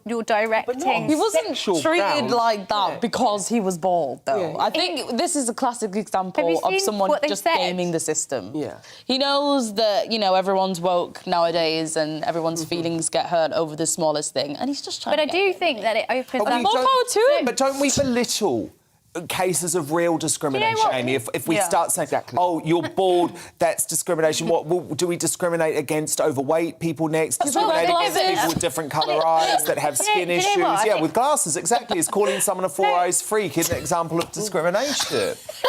Yes, they can't help it. And by the way, I wear glasses, so that's why I'm saying that, because I've been called it a lot. We laugh and we joke, but if I was disabled, how is my baldness anything like? Yeah, exactly. But no, it's not. It trivialises exactly. Someone in a wheelchair, someone who's lost their leg. You don't have to compare. Cases of discrimination. You don't have to compare, but the fact is you are follically challenged, and it's something that you can't change. Okay, Amy. What about women whose hair goes grey? It actually opens up a wider debate, in my opinion. What about ginger people? About the fact that we still think it's okay to insult people because they are bald. It's one of the last remaining things, along with being overweight, that is socially acceptable to point out. Or being ginger, people do that. But this isn't about social. This isn't about what's socially acceptable. It's not socially acceptable to be horrible to anyone, right? That's something people do, and we get into it. This is about a legal judgment. There's people sat in the office now thinking, I'm going to pull one on a company now because I'm bald. It's ridiculous. Watch out for anyone who makes a bald joke. Exactly. And I think that is the point, Amy. No one is saying it's acceptable to put anyone down based on their characteristics. But the problem is this woke madness is starting to creep into our justice system. Can you not understand that employers are just terrified now to do anything? Because, honestly, think, I know from having been in companies that you have to worry much, much more about... Calling people 4 eyes free? No, about particular sorts of people you have to worry more about when it comes to HR. So we're now going to add bald people to the list. Everyone should be treated equally. But unfortunately, most men do go bald at some stage, and it's still a situation where a lot of people resent it and they try and fight it. I think it's like the equivalent for men of women ageing. We should be allowed to do those things gracefully and it not be stigmatised. Let's have that conversation. That's absolutely fine. I'm happy to have that conversation, Dominique. I'm not happy for it to be made official discrimination. Exactly, and it's just another way to police our language and to police our behaviour and to criminalise and micromanage human interaction. Yes. Sean's very lucky as a bald man to look so amazing, but generally... People who bald all in the middle, they don't look that great, and that's why people take the mick out of it. That's why people take the mick out of, you know, people who are obese, because it doesn't look great, and that's just part of being human. It's humour. What you said there to me is a very big problem. Because what? Being bald doesn't look great. You've got a hole on your head with hair there, and obese people don't look great. What is wrong with saying that? In your opinion? They just don't. Objectively, no one wants to be But that's part of the point. massive. You're removing people's opinion. You're putting stakes in the ground in our legal system that people just game and take advantage of. And you're actually making a big deal out of something that's not a big deal. If somebody feels bad about being bald, being tall, being short, that's a personal thing. It shouldn't arrive in a legal situation. And by the way, these employment tribunals are a complete scam a lot of the time, because people who want to get one over their company literally look through a whole load of tick boxes and think, am I this, am I this, am I this? So if I'm a woman, I can say that I was sacked because I was a woman. So now it's going to be, if I'm bald, I can say that I was sacked because I can say I was sexually harassed because I'm bald. I just hope we don't get to... I really want to get away from this point where men are flying off to Turkey and getting their hair, like, pinned into their head. That's a choice. But it shouldn't... That's a choice. But it's a choice influenced by society telling us that it's a problem to go bald. Yeah, but it's not for the legal system. Are you naturally blonde, Amy? What? Are you naturally blonde? What are you suggesting? Do you know what? Is that your natural hair colour? Obviously, society has influenced me to wear makeup today. It's influenced me to have blonde hair. Is that your natural hair colour? It kind of. Like, it's not too... What has this got to do with anything? Because you're just saying that men shouldn't try and give themselves more hair when you clearly dye your own hair. So you're not prepared to go with nature. I'm pointing out your rank hypocrisy. By the way, I think your hair looks absolutely spectacular. Thank you. Because you make an effort. Thank you. Women aren't allowed to age. Men aren't allowed to go bald. I think that's a problem. I love a bald man and I love a woman with wrinkles. That's the end of but you're a bottle blonde. Yes. Well, I'm a natural baldy. Now, the public... Sorry, this is going to go from the sublime to the ridiculous right now. Because the public dissemination of Peter Andre's private parts, thanks to the Wagatha Christie case, is more than just not very funny. In my opinion, it's downright hypocritical. So Pete finally broke his silence today over these tasteless and untrue claims about the size of his manhood, which were first shared in a 2004 Kiss and Tell by Rebecca Vardy. In an emotional social media video, which Pete has obviously, I think, thought about for some time, he humbly explained why 15 years of cruel drives are a clear case of rank double standards. Watch. Seeing as I haven't had much of a say in this, and just let everyone have a laugh and whatever, I'm just going to put it out there. For 15 years now, 15 years this has been going on, and I kept quiet and I didn't say anything, and I let everyone have their laugh and I let everyone say what they wanted to say. Okay, yes. Now, she's gone to court and admitted that the story was made up, and she did that because her ex-husband forced her to do it. Fair enough. But put that all aside, right? And just think how it feels that if a man, or if I had said this about her anatomy, or a man said something about a woman's anatomy and made up something, I don't know, saying whatever. I mean, you can use your imagination of saying something very unflattering. There would be outrage. Now, I've known Pete for years. I think he's a really good guy. So I've decided to write about this in a column for the Mail Online this evening, where I say, just imagine this woke world if Peter had dared make the same comments about a woman's body. Not only would he be immediately cancelled by the social media mob, the jibes would not be allowed to ricochet far and wide across the internet. Now, I do feel for Pete because I know exactly how it feels to be dragged into this Agatha Christie saga, by the way. Because today it happened to me too. Can you believe it? So Colleen's lawyer, this bloke, desperate David Sherborne, he's the same man who unsuccessfully represented Johnny Depp in his case against me. I think he's a little bit obsessed with me for some reason. Tried to make my cordial but professional relationship with Rebecca Vardy some sort of smoking gun that proved she had been leaking stories to my former newspaper, The Sun. Do you know Sherborne? He had previously attempted to obtain my private communications with Rebecca Vardy and her former agent Caroline Watt, which would have been a gross invasion into a journalist's right to go about their job. Now, I have nothing to hide about any of this because I've been very clear that I think Colleen was wrong to do what she did to Rebecca Vardy, given that Rebecca was 7 months pregnant at the time. I also think this case hasn't been good for anyone. But please, we've got to leave Peter Andre out of this, don't we, guys? It's just not fair. Yeah, it's quite... I know it's not funny. No, but I know what you mean. And the thing is, Pete is so great. He has laughed about this himself. He's laughed about this actually for 18 years now when the story... It's 18 years since 2004 when the story first came out. I just think we need to respect now. He's said enough. It's interesting, though, because it's been a big week for chipolatas, because we... Amy, oh, my goodness. OK, you are such a hypocrite. You are such a left-wing hypocrite. Because you talk about discrimination against bald people and how we should be kind and how we shouldn't attack people for their appearance. And look at what you've just done. Look at what you've just done. You didn't let me finish my point. When I have literally spent that entire time talking about this topic without including the jibe. I feel very sorry that you've just done that. Sorry, Peter, for her.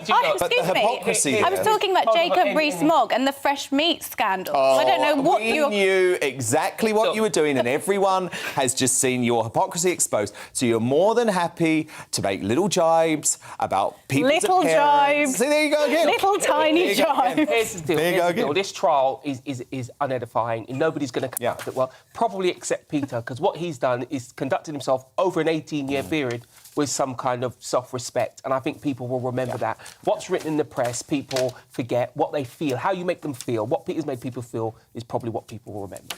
Well, Amy Nicole... Especially Rebecca Vardy. Amy Nicole, I have just exposed you for hypocrisy. I love Peter Live Andre, on actually. television. He took me for lunch when I was pregnant.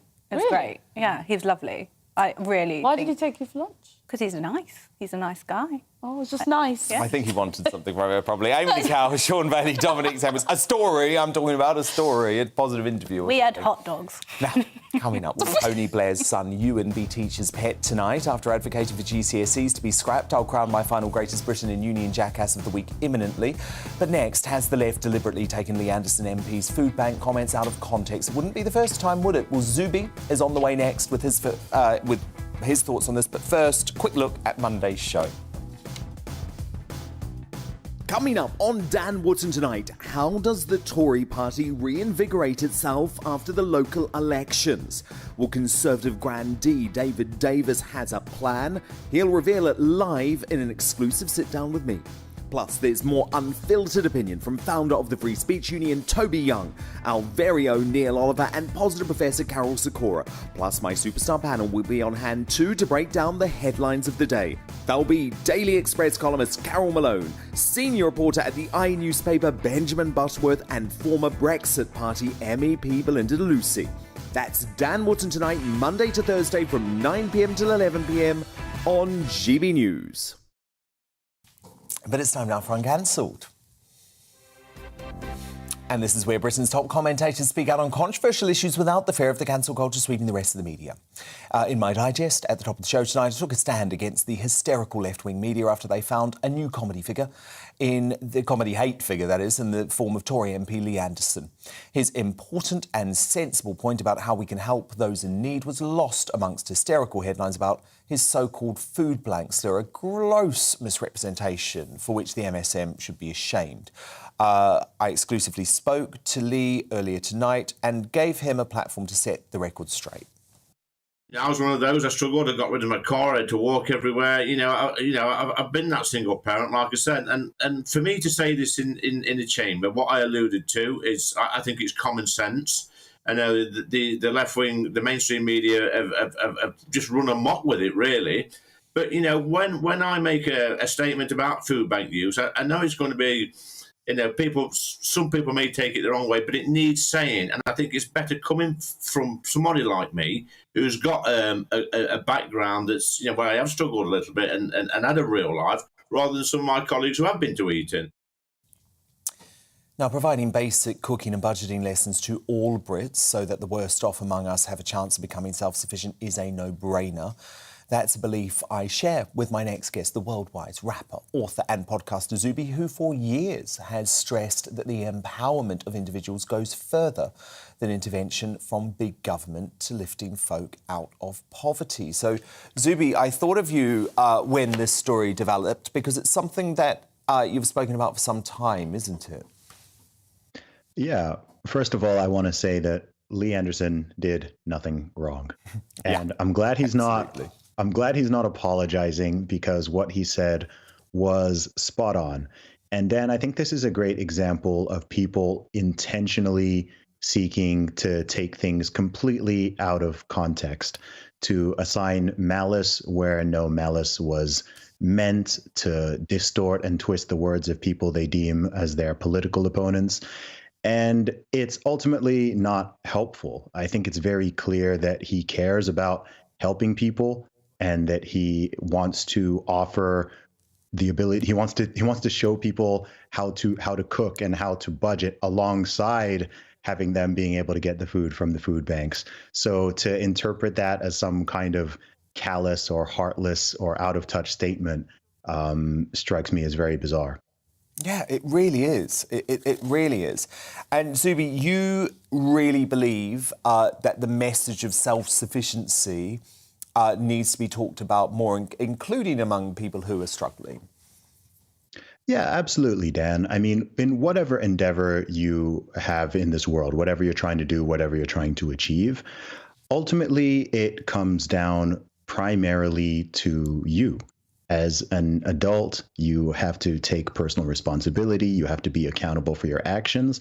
Does this mean that people don't fall upon hard times, or that we shouldn't help them, or there shouldn't be mechanisms in place to help people? No, absolutely not.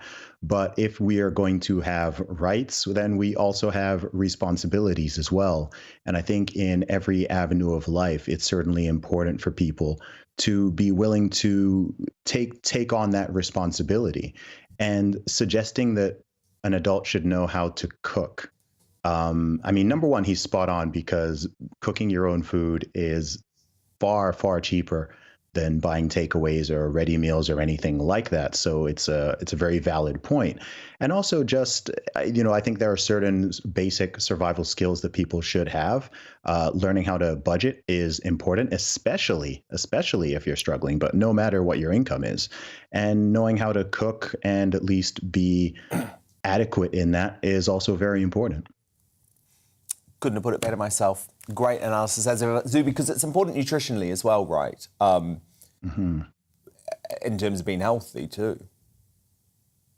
Yeah, absolutely. Absolutely. I mean, if you're just living off of takeaways, then that's not going to be good for your health either. And as I already said, it's expensive. It's expensive. And as prices are rising, as inflation is going up, now more than ever, if people haven't already learned how to take care of their budget and to, be able to cook for themselves, then now's the time to do that.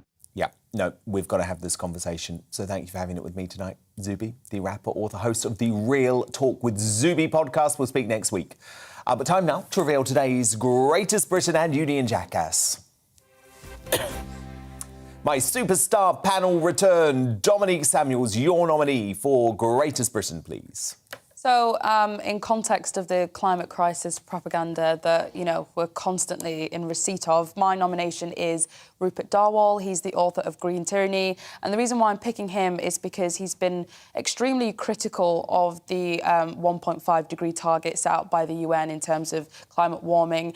And he does speak in his book specifically about the politicisation of the climate crisis by bad actors who seek to benefit from it. And I think he's someone that we should all be listening to formulate our opposition to government authoritarianism using climate crisis. I'll have to look into it and want to get him on the show, actually.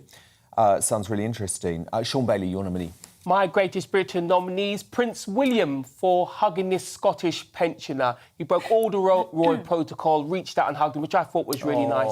And the pensioner made the comment that he'd been estranged from his own child, and hugging the prince was like a father hugging a son. I just thought it was a sweet moment. Oh, that's an adorable moment. Absolutely love it. Amy Nicol, your Greatest Britain nominee.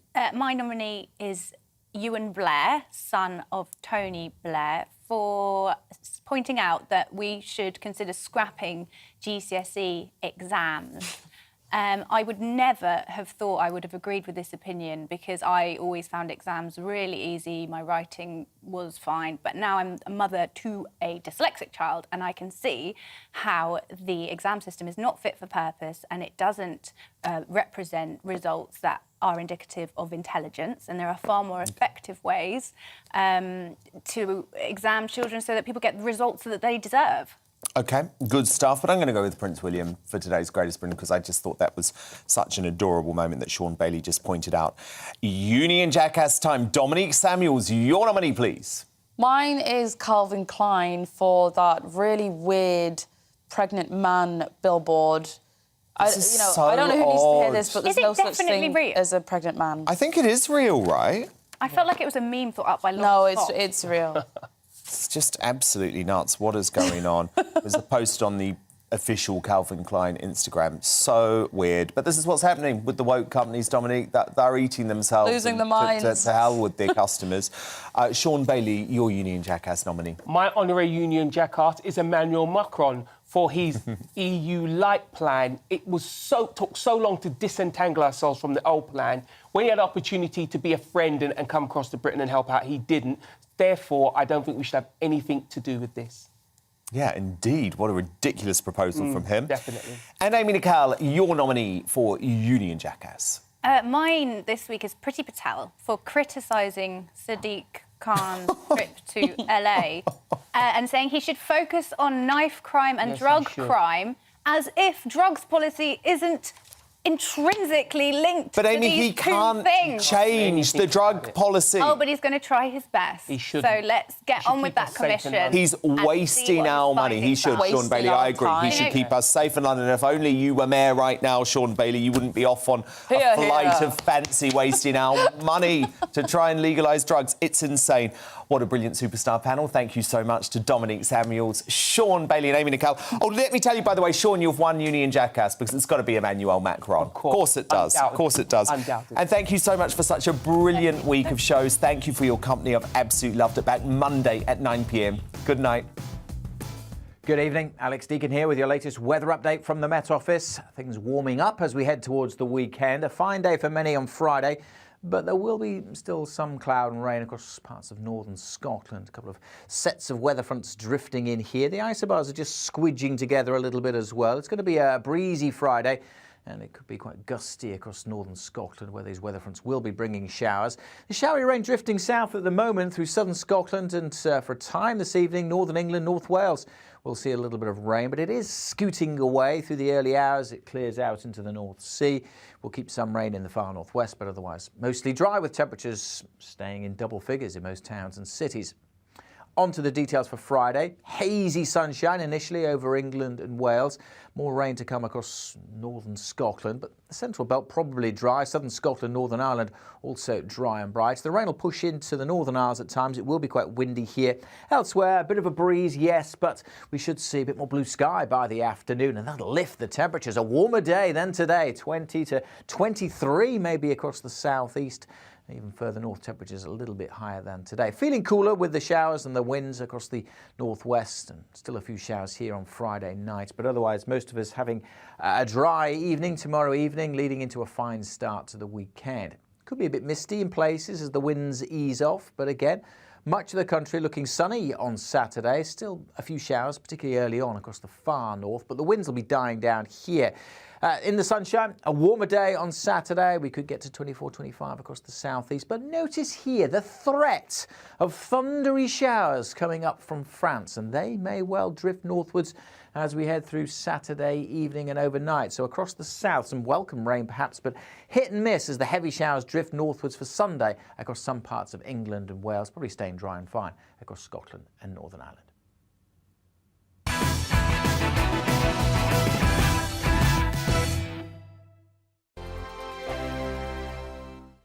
Hello, I'm Michelle Dewberry, and you can join me every weekday 6 till 7 on Jubes and Kerr. Me and my panel will get stuck right into the day's events, and I can tell you, in fact, I can warn you, expect some robust debate, some strong opinions and perspectives from both sides of the fence. It's about you at home as well. I love to read out all of your comments, or at least as many as I can. So join me, Michelle Dewberry, Monday to Friday, 6 till 7 on Jubes and Kerr. On radio, they call it the drive time slot, 4 p.m. until 6 p.m. as listeners head home. It's that part of the schedule when the dust of the day's events begin to